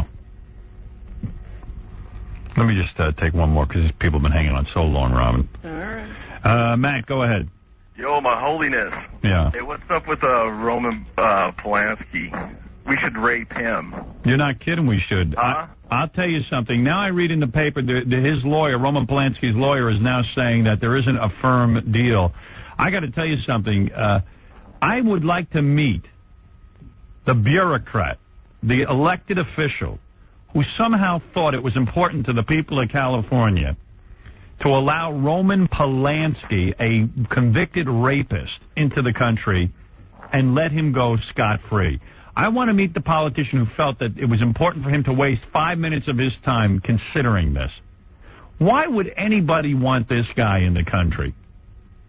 I don't know. I don't want to... Where is the outcry among celebrities who supposedly... I don't even know why anybody would even be questioning the victim as to her feelings in the case. What's crazy... And what that has to do with it's completely crazy, and this is even weirder. I went out to the Village. We had Stuttering John go out to the Village, and I said, go to one of those she video stores. Go out in front where, like artists hang out and stuff. And do you know people supported this? Just listen to this for a second. Why would the United States government allow Roman Polanski, the child rapist, back into our country? He didn't rape anybody. He was with a 13-year-old girl? It's not rape. But do you think he should be allowed back in the country? Of course. Really? Of course. But even though she was 13 years old? We have murderers and real rapists free in this country. The girl wasn't hurt. The mother wanted money and publicity. But just because we have some bad people doesn't make it better to have more bad people in the country. He's not a bad person. You know, it's amazing that someone would say, well, the mother. I mean, what's she got to do? What's she got to do with Roman Polanski's penis? Exactly.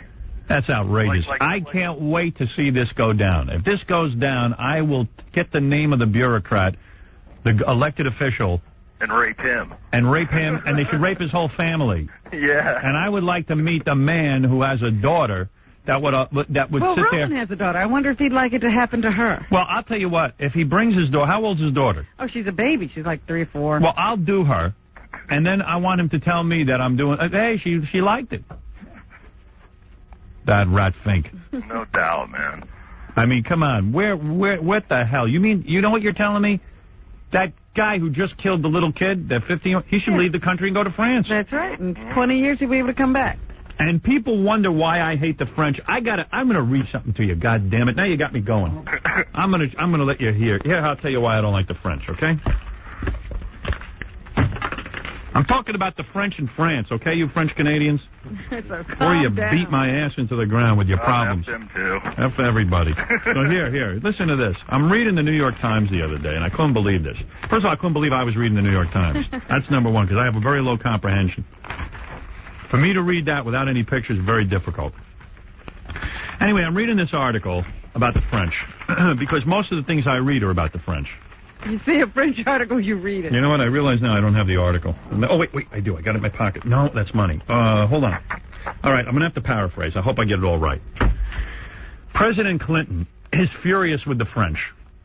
Did you read this, Robin? I don't think so. Gee, I meant to bring in the article. I'm just a slouch. I tell you something. I'm slipping. Tell me what it's about. Maybe I do know. Just give me a hint. President Clinton has said anybody who does business with Iran or Libya or with known terrorists, a known terrorist country that supports terrorism, we don't want to know from. That all countries should band together and no one is allowed to do business with these terrorists. These are countries that are exploding bombs in other countries, doing all kinds of things, okay? Good law, right? Right. Good rule. The French now have said they are going to do, I think, a $2 billion deal with either the Iranians or the Libyans. I think it's the Iranians. And they said, screw President Clinton. He is not the president of the world. He can't tell us who to do business with. You know, this is World War II all over again. When the French helped the Nazis, the so-called French resistance, there was no such thing as a French resistance. The Nazis could not believe how easy it was to take over France. They were saying, why didn't we do this years ago? The French are willing to help us. And today, they're not called Nazis, they're called Iranians. They're into going to war with us, they hate us, and the French are willing to do business with them and help them. Known terrorists. And the French say, President Clinton, screw you. You are not the president of our country. We do what we want. The Eiffel Tower should be made of Jell-O. And people say to me why I'm discussing, and you don't hear about this from anybody else. Nobody cares. Oh, the French are so civilized, they're wonderful, blah, blah, blah. They're not wonderful. They are our enemy. They're going to do a big deal. They're going to help the Iranians either with arms or some wacky deal. I don't even know. I don't remember what the deal was. Yeah, I have a vague recollection of this. Yeah, I'll bring in the article on Monday. I'm going to bring it in for you on Monday. I'm going to read it. And you'll help me understand it. But I'm reading this thing, and I couldn't believe it. And I'm saying, what do you think? I make this stuff up about the French? I don't make it up. President Clinton is not our president. We'll do business with terrorists. He can't tell us who to do business with. I can't wait till they blow up France. French have no backbone, man. I don't care. What is it? Oil deal. Thank you. Wasn't it $2 billion, Tom? Yeah. Yeah. And who is it with And wasn't it with Iran? Yeah. It's a $2 billion deal with Iran, and the French have said, hey, President Clinton, screw you, right? Am I making this up? No. Now get out. I'm not doing business with you. Is there any difference between supporting the Nazis and supporting the Iranians? Is there any difference? I rest my case. If tomorrow the Nazis marched into France, they would be glad. That is what I am telling you. They would do business with the Nazis. The Iranians are our enemy. They are sworn enemies of the United States and the world. And France says, you know what? Let's do business with them so we don't get in trouble with the Iranians. No backbone. Once again, just like World War II. Now, if you don't think that's the lowest goddamn thing, the only thing lower than that is letting Roman Polanski back into this country. And if Americans don't stand up and fight that one, then I give up. You know, I saw something in the paper today that was also disturbing to me. A big banner in the Daily News, I think. They're touting that they have an interview with Woody Allen about his life, his love, and his movies. His love. His perverted life. Who cares? A sicko. Him and Roman Polanski should go jump off a bridge together.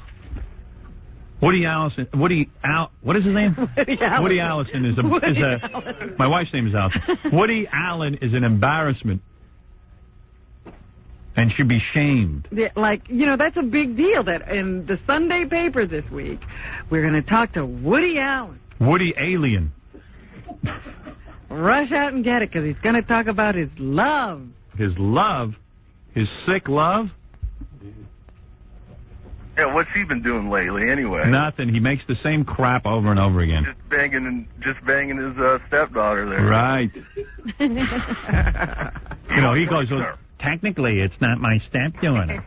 Well, okay. What's the big deal? What's the big deal? Well, she's got to have a lot of problems, too, if she wants to hang out with him, you know. Well, she was Viet Cong. She was found on the street. She got tons of problems. You know that chick who was running from the napalm? I think that was her. He's so funny. Mia Farrow was so good to this girl. But I don't blame her. I blame Woody. Well, he's got wood. He's got wood. You know, that's the right name for this guy. Her. He's got wood. You're right. I'm sporting wood. This guy's right. This guy's smart. See, you I could talk to. Woody's got wood. He's got wood. I'm sporting wood. You're absolutely right, sir. Oh, my goodness. Hey, we got some smart listeners. Well, yeah. There's a woman who called in early this morning, one of the smartest listeners we have, who finally taught me something. She says to me, I walk into a restaurant, I see Frank Gifford with Kathy Lee, and Kathy Lee is lovingly in the middle of the restaurant dabbing Frank's face with a napkin. And they were front and center. It wasn't like they had an inconspicuous table. No in back the back. table. Right. They were front and center. And the woman says, you know why? You know what I think? I think she's happy he cheated because it got her more newspaper print. That's right. You are correct, sir. Oh, yeah. And then I said, you know, you're absolutely right. She does like that. Frank did her a big favor. Right. She probably encouraged him to do it. You know, her Q rating was slipping. Now she's on top again, thanks to Frank. Sick. A lot of sick people. I'm glad I'm healthy.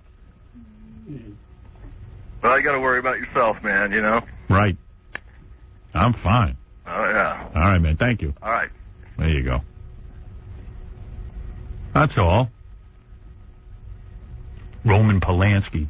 Yeah, who is even worried about him? Who needs him back in the country? Imagine somebody made a call and said, you know, Roman Polanski would like to come back to America. I'm reading in the Daily News yesterday that there was a guy, he has a cash business.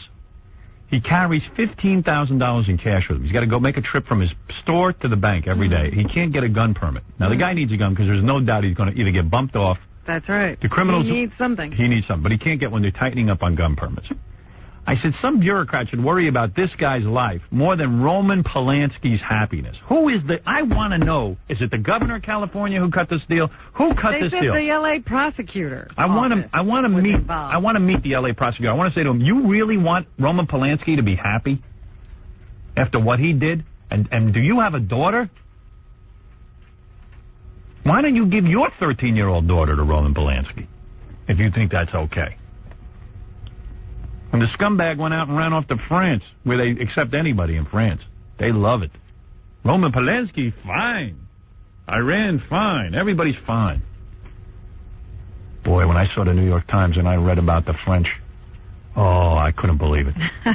You know how that sets me off, Robin. Oh, yeah, it's like a slowly-eyed turn. And people go, why don't you like France? I say, I don't like them because they're our enemy. That's why I recognize who my enemy is. First of all, they got to piss on President Clinton, who's a good man, who made a nice statement. He said, let's stick together and fight Iran. Let's fight terrorism. Right. And the French go, you're not the president. Wipe the tears out of your ass. That's what they said. But they even have they asked the French president, let me see if I can find it. They asked the French president, wait till you hear this tape. They asked the French president, what do you think of President Clinton? J'ai la diarrhée. Je voudrais I'll quelque translate. chose contre le mal de tête. I don't care what President Clinton says. We're cowards. And we are so afraid that the Iranians will one day blow our ass up that we're going to try and just give them money so they leave us alone. Formidable. Est-ce que je peux fumer? That's what he says. That's it. Essayez un bon film. And on top of that, he screws strange broad. J'ai la diarrhée. They wouldn't have a problem with that. No, you didn't say he had a problem. He just points them out. Pour cette carte postale. And his wife has fat ankles. You believe the nerve of this guy? Pouvez-vous me montrer la chemise qui est en vitrine? Ah, C'était shut up. formidable. They can be highly critical. Look. And you French Canadians, you should support what I'm saying. And speak English. Nothing to be proud of there. Don't get all hung up on France. French for that reason alone. Reject France. You should also speak out against France. You're not French, you're Canadian. Canada agrees with us. They don't do business with Iran. And stop drinking Pepsi. Your teeth are all rotten. What? We lick it. Whatever. Who cares? Roman Polanski. They're sitting there worried about his happiness. Someone ought to worry about my happiness. You know I'm not happy. Well, why doesn't the L.A. prosecutor call me and make me happy? Tell him I got a few things I'd like. What kind of deal do you need? I need a deal. You hear my deal, that'll be the end of me. I need a deal. What, Robin? What? Oh, I mean, what do you mean? What about the news? What's up with the news? What's up with the news? What's up with that? Seriously. Well, the big story here is France. No, it's not France. And now it should be France. With the news.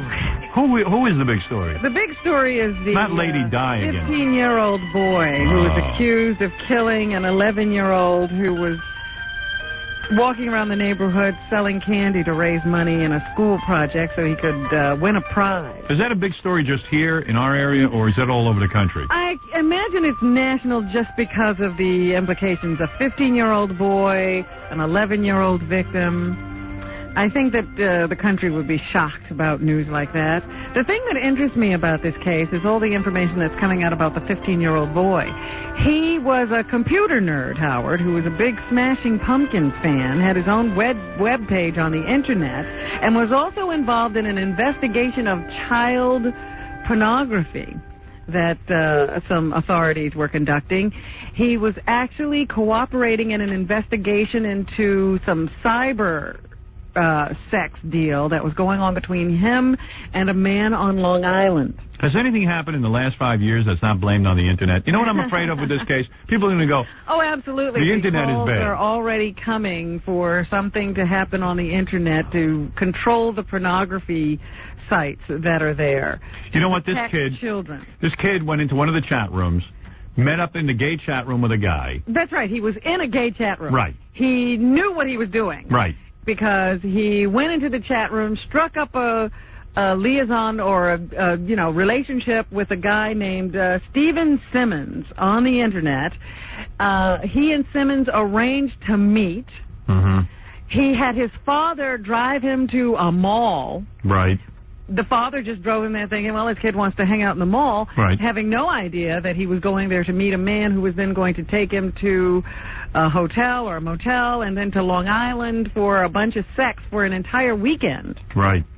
The parents actually filed a missing persons report on their son when he didn't return home. Scary. And then he shows up 2 days later, never told them what happened, and he continued this thing, and then somehow or other it became known to the parents, and they called this guy and threatened him, and they called the authorities, and the kid then cooperated in a sting operation to set this guy up set him up for arrest. And just at about the point that authorities were going to arrest the guy, the kid backed out of the investigation, broke the computer, and then called his homosexual friend and warned him that he was soon to be arrested. Wow. 3 days later, he killed this 11-year-old boy. Yeah. Prosecutors in New Jersey said, well, yeah, we knew he was upset, but we didn't think he was upset to this extent. However, it was because of their relationship with the boy that they were able to find him so quickly. They noticed the proximity of the site where they found the 11-year-old's body. Right. To the home of this boy who was a part of this investigation, and that's why they started looking into his possible connection to this crime. Also, shortly before this whole thing happened, the parents were trying to have their son committed because they noticed his violent impulses. And somehow or other, they couldn't get him committed. They decided to leave him at home. That's a good idea. For treatment.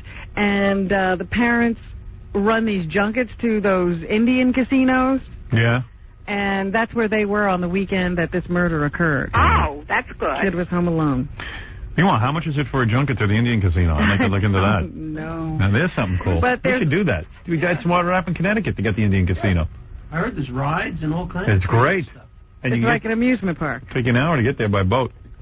The other big controversy or debate right now is should the 15-year-old boy's name be revealed? You know, usually they keep the names of juveniles secret. Yes, they should and reveal they it. keep the names of sex victims secret. He actually raped and killed this 11-year-old boy. In murders and heinous crimes like this, I don't believe that. I think once you're over the age of 2, you're responsible for what you do. What do you think of that? How's that for an outrageous Over the conviction? age of 2. Over the age of 2. Under 2, you're not responsible.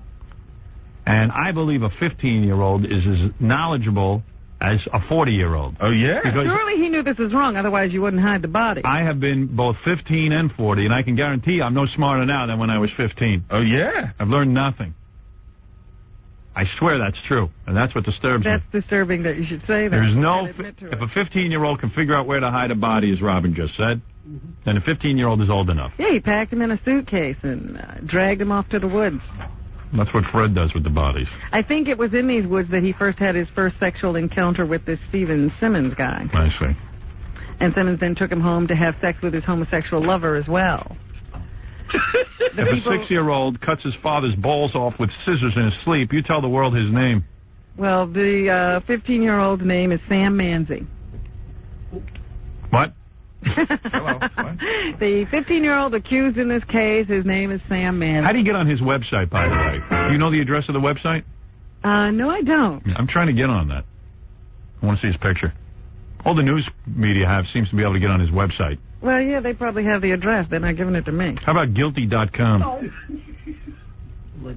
Yeah, we should read his webpage. Supposedly, he talked about his love for the Smashing Pumpkins and had a little article he wrote himself about who would win in a fight between Beavis and Butthead. Who would win?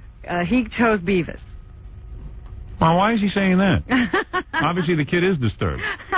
Butthead is the strong one. He wins every fight on the show. Really? Yes. Whenever he's always slapping Beavis. Yeah, but Beavis is the wacky one. If he really wanted to attack Butthead, I think he could beat it. I don't think so. Wasn't Beavis Cornholio? Beavis was Cornholio. See, I think anybody could beat Really? Cornholio, could beat up anybody. But then why does he never fight Butthead? And when he does, he always loses on the show. Yeah? Right. I don't know. Well, there you go. Oh, the website has been taken off the net. Oh, too bad. Why is that? Now finally somebody wants to read it. Now it's Something gone. you actually want to go to on the web, and it's gone. Something good to go to. And they also say, I think he had published pictures of his girlfriend. Yeah, but I think it wasn't even his girlfriend. Like, he met her in a chat room. She's in Arizona. Right. She was just a girl he met in the chat rooms, and he supposedly, they don't even know that he ever met her in person. Right. Well, it's a sad story, but I wouldn't blame the internet for that. Oh, definitely not. But there's a big article in the paper today where they're saying you got to control the internet and control everything. Protect children on the internet and protect children. How about stay home for the weekend with your kids? Somebody else. I mean, those child molesters have always found kids. They don't need the internet. Yeah, it's just another way they're using to get to children. They say this guy on Long Island, his house was a magnet for young kids. They always saw them coming and going. The neighbors had no idea what was going on.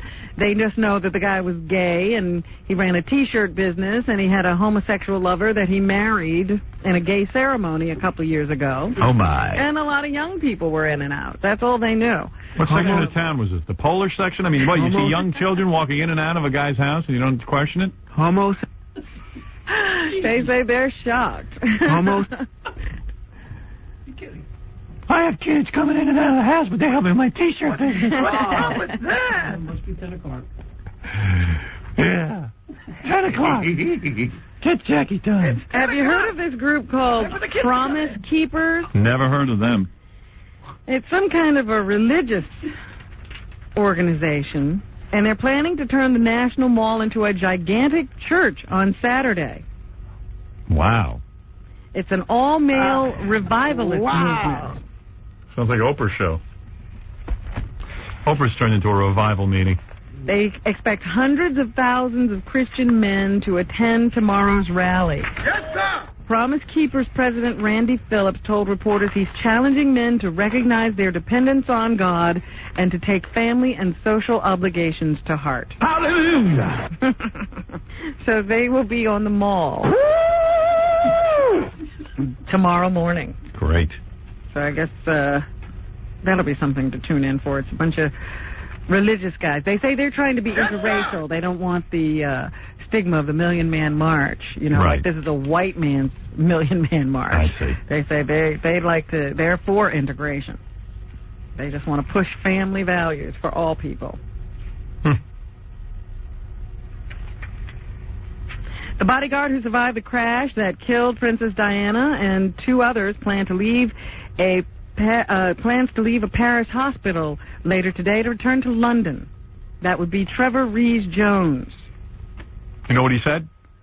Went down to Dicon. Oh, that's what he said. Police questioned Trevor Rees-Jones for the second time yesterday, but they say he can't recall the accident itself. What are you saying? French authorities appear to be leaning toward a second car theory. I don't know. I think they're too busy negotiating with Iran. And their speculation as to what caused this crash, a police official says the notion that a small car entered the tunnel and sideswiped the Mercedes, possibly causing it to veer out of control, is highly favored. Scientists have found tail light fragments and paint traces from a Fiat. Wow. Hey, there's a French-Canadian on the phone. He's mad at me. Oh, really? This is Jacques. Jacques too tight. Jacques? Just bring in the French, you stupid big-nosed Jew. Oh, this is not a French guy. Yes, it is. He is French. French-Canadian. Are you not, sir? Yes. Sure. What part of Canada? What part of Canada are you from? I'm from Toronto, you big-nosed Jew. That's not even the French part of Canada. I'm not kidding. This guy's for real. Yeah, right. Why? No, come on. Seriously. He really is. She doesn't believe you're French. How should I prove it? Well, say something in French.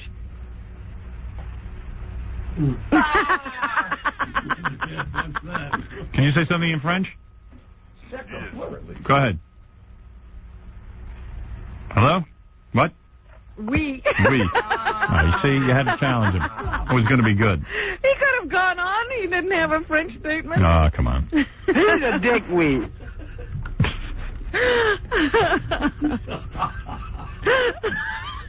What else is in the news, Rob? He's a dickweed.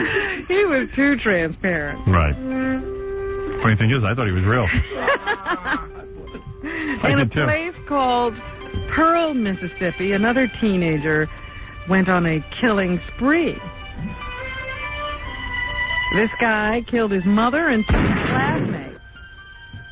Before he was done, Luke Woodham has pleaded innocent to all charges and has been ordered held without bail. Authorities say that moments before opening fire Wednesday in the crowded schoolyard at Pearl High School, Woodham passed a handwritten note to a classmate that said, "I'm not insane, I'm angry. Sounds like Fred. I killed people because, like me, people like me are mistreated every day. I did this to show society that they push us, and we will push back. Murder is not weak and slow-witted. Murder is gutsy and daring." Oh, we got to get out of here. So he killed his mother and then went to school What's up with that? and killed his ex-girlfriend and a friend who was standing close by. He actually apologized, they say, to one of the people he I shot am as sorry. he was walking through and said, I'm not killing I am sorry. people in particular. It's Right. just a random thing. You just happen to get in the way. There you go. At least he was nice about it. Some classmates said Woodham was weird and often was picked on by other students. Police say he stabbed his mother at home before driving to school, pulling a rifle from his trench coat and opening fire. Wow. Hey, here's a guy on the phone disagrees with me about... Let me just finish this. Go ahead. Woodham was arrested in his mother's car parked outside of the school shortly after. He disagrees with me on Iran. His name is Shah. He must be Iranian. Shah? Yeah? Are you Iranian? Yeah, my parents are. And you're going to disagree that this country should be giving money to Iran? Well, no. What I'm amazed at... Are you an American or are you an Iranian?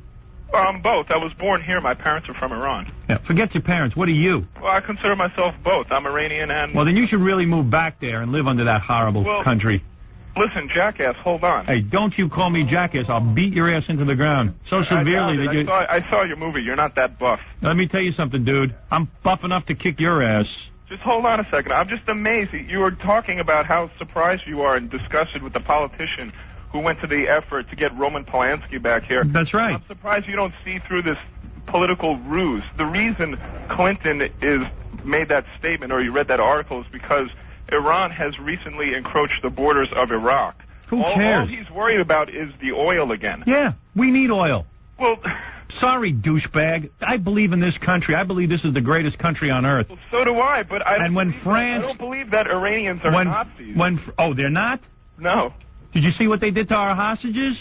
Did you see how they parade through the streets for the Ayatollah? Don't be so naive. I'm naive. You skunk. I want to send you back to Iran so bad. You scumbag. Do you realize how much bloodshed this country has engineered in the Middle East amongst the Arabs and the Jews? Oh, yeah. We engineered it. No. Who cares? You know what, man? I'm sick of you. I wish you'd go back. And I got news for you. What? The French are swine. We don't do business with Iran. We don't do business with terrorists. The French said, screw you, we're going to buy $2 billion worth of oil. So what? The United States says screw you. And you don't have allegiance. They do what they want to. The United States is you idiot. And if you don't like it, leave. No, I like it just fine. No, we want you out of here. We all took a vote in here. We want you gone. Listen, I know where you live, man. I'll bomb your ass. No, hey, listen to me. Listen to me. Like a man, come down here. I'll meet you out front, and I'll punch you in the nose. Get lost. All right, Robin, go ahead with the news. There was one good thing about the Jewish holiday yesterday. Fewer people were on the street on Fifth Avenue when a bus careened out of control. They say a bus driver had a diabetic seizure while he was driving down Fifth Avenue yesterday. Did you hear about this? Yes. And the bus turned sideways and went down the street for several blocks, hitting taxis and people. One person was killed. A bike messenger was critically injured. And the bus driver was pinned inside the vehicle, and both of his legs were broken. He is hospitalized, and authorities have no immediate explanation as to what went wrong or whether he'll be charged with anything. He does have a history of traffic problems, traffic accidents, and they have... He's a bus driver. Yeah. They have in the past counseled him for alcohol and drug abuse. Yeah, and he's a bus driver. But they say yesterday tests show that he had no alcohol or drugs in his system. They also say that the passengers didn't know that there is an emergency brake they could have pulled that could have stopped this whole thing. The transit authority doesn't want you to know about it for fear that vandals will just indiscriminately pull that emergency brake. Right. Mayor Rudolph Giuliani says the toll might have been worse were it not for the Jewish holiday Rosh Hashanah, which thinned foot and motor traffic on the busy thoroughfare. Yeah, the Jews were all home. There's hardly a person in the streets here in New York. So it was a less severe situation than it could have been. Right.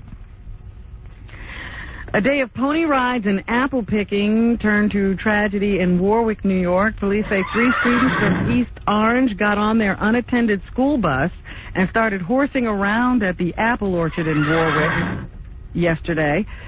The parking brake disengaged somehow, and the out-of-control bus careened through the trees. The vehicle struck and killed a 9-year-old boy from the Bronx.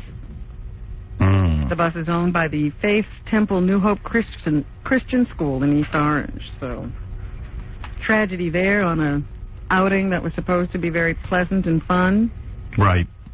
Prosecutors are saying that in Beaver, Pennsylvania, greed motivated a teenager to hire 2 friends to kill his parents. The trio is on trial, and that trial will continue today. Brian Samuel is accused of hiring 2 other kids to shoot his parents in April of 1996. That's always weird, hiring guys to kill your parents. Yeah, Samuel promised the others $12,000 for executing his parents, but never paid them. That's not a good thing to do. The kids shot the father in the face and then shot the mother in the back at their home. In opening statements yesterday, the lawyers for the 2 other kids said authorities cannot prove who killed the Samuels. The trio attended school together near Pittsburgh. If convicted, all 3 could face the death penalty. Wow. It's very tough being a parent, I guess. Very hard. 3 people have been arrested during an anti-meat rally at a McDonald's in San Diego. Now, how could that happen? It happened last night when a group of protesters rushed inside the fast food restaurant. 2 juveniles are being investigated for trespassing and resisting or delaying officers.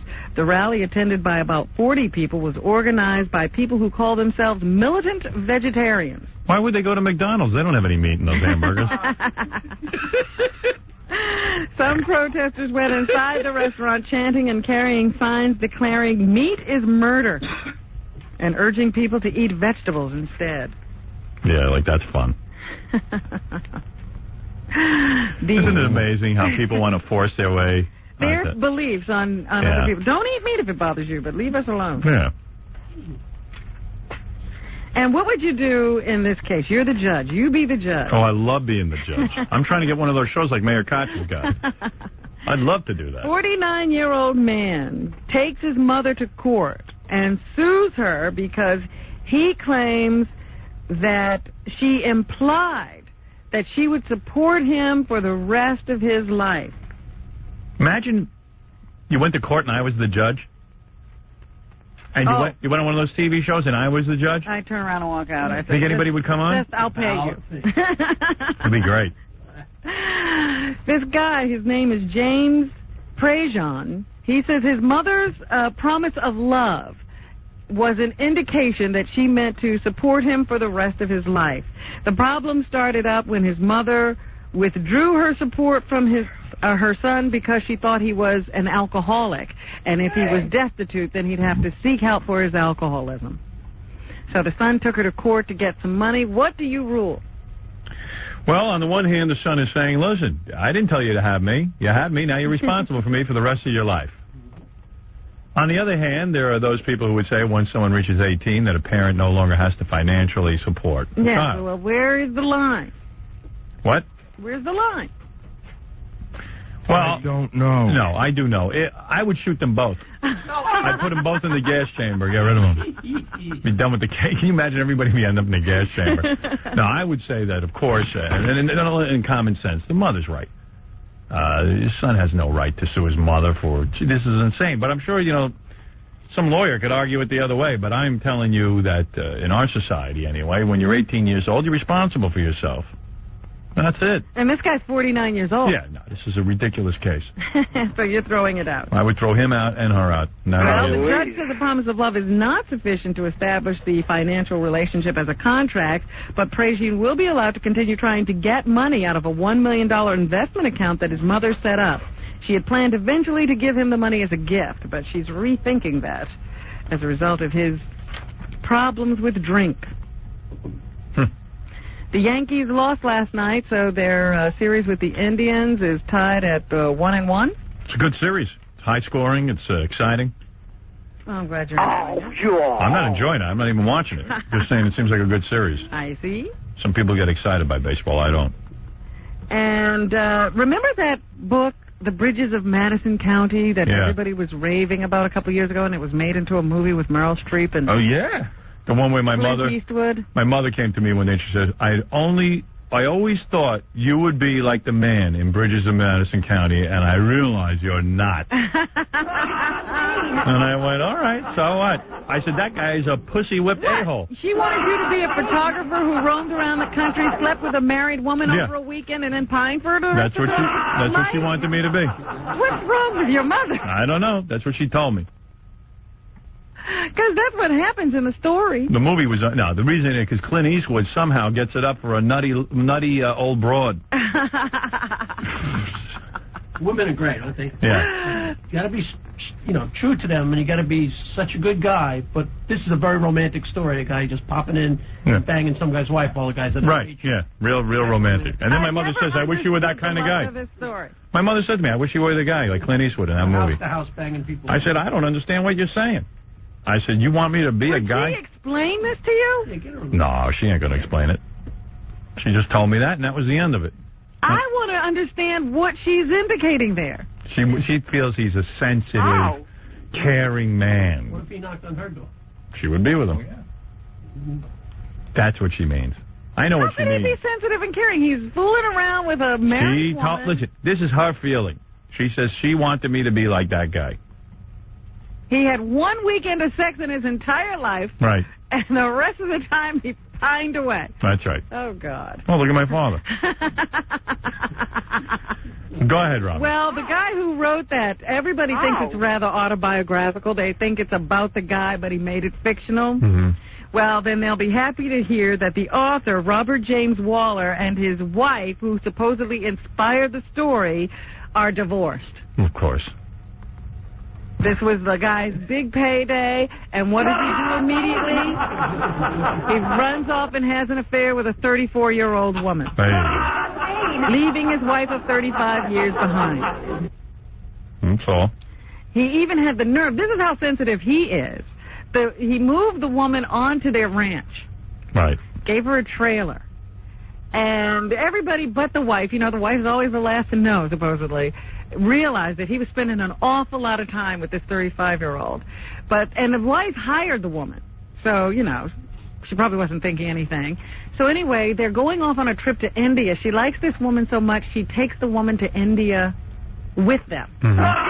And that's where she finds out that her husband is banging her friend. So now they're divorced. He's probably going to give her their Texas farm and a lot of other stuff, but she's without the romantic, sensitive husband who wrote the book, The Bridges of Madison County. You are as stupid as you look.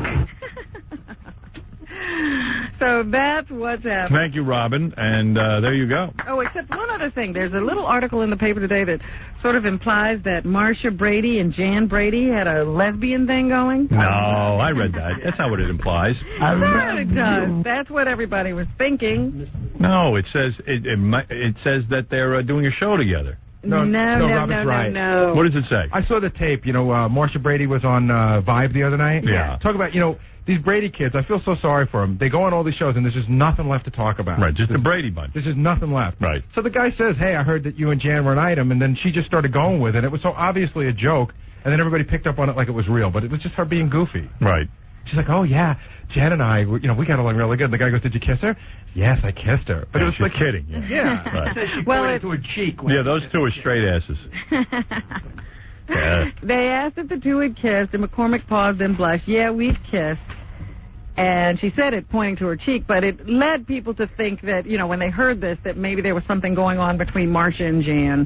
But a spokesperson for Maureen McCormick, now starring in ABC's new comedy series Teen Angel, says the actress was not admitting to being a lesbian or having had a lesbian relationship with Eve Plum.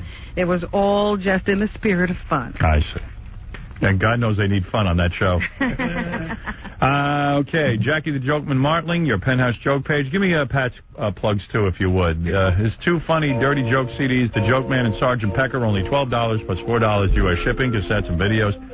Buy two, get one free. Call 1-800-323-KING. Friday, Saturday, November 7th and 8th at the Riviera Hotel. It's Jackie on the Strip in Las Vegas. For more information and filthy jokes, visit jokeland.com. See Colt 40 Feinberg at the Gotham Comedy Club on Saturday night. The tickets call 212-367-9000. Also, check him out Sunday night at the Boston Comedy Club in New York City at 9 p.m. Also, order his comedy tape by calling 1-888-STANK-HO. I don't have Pat's plugs. He just absolutely refused to give them to me. Really? Well, anyway. Pat, write them down. I'd love to tell. No. Really? This Sunday night at Rascals in West Orange, I know he said that. There you go. All right. On E! Tonight, at 11 p.m., the girl who lights up a room, don't miss that. She wrote us a letter, said, hey, I light up a room. Well, we had some I've judges. been told this forever. Yeah, well, we told her different. You wait and see. You tune in to the E! Show tonight on E! Entertainment. And that would be it, I guess, with the plugs. 718-5040 for Scott the Engineer, Gorillo and Grandma's Funeral, and Grandma Sylvia's Funeral, and I don't know, some other people. Fred will do all the plugs in just a second. You're listening to a man who could be the new Mother Teresa. Just don't ask him to wash anybody's feet or hug an AIDS baby with leprosy and flies around its head. Howard Stern. Howard. Yeah, right. We're back with the Howard Stern Show. And now the most important part of the show, the plug. Yes, in less than 24 hours, if you're in Port Washington, the King Norris Band will be at the Village Pub. It's Saturday night, Village Pub, King Norris, Port Washington, and next weekend, the St. in Asbury Park.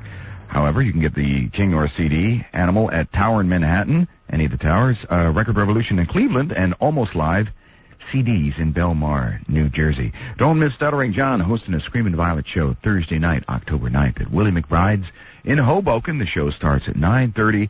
And the Christmas season is almost upon us.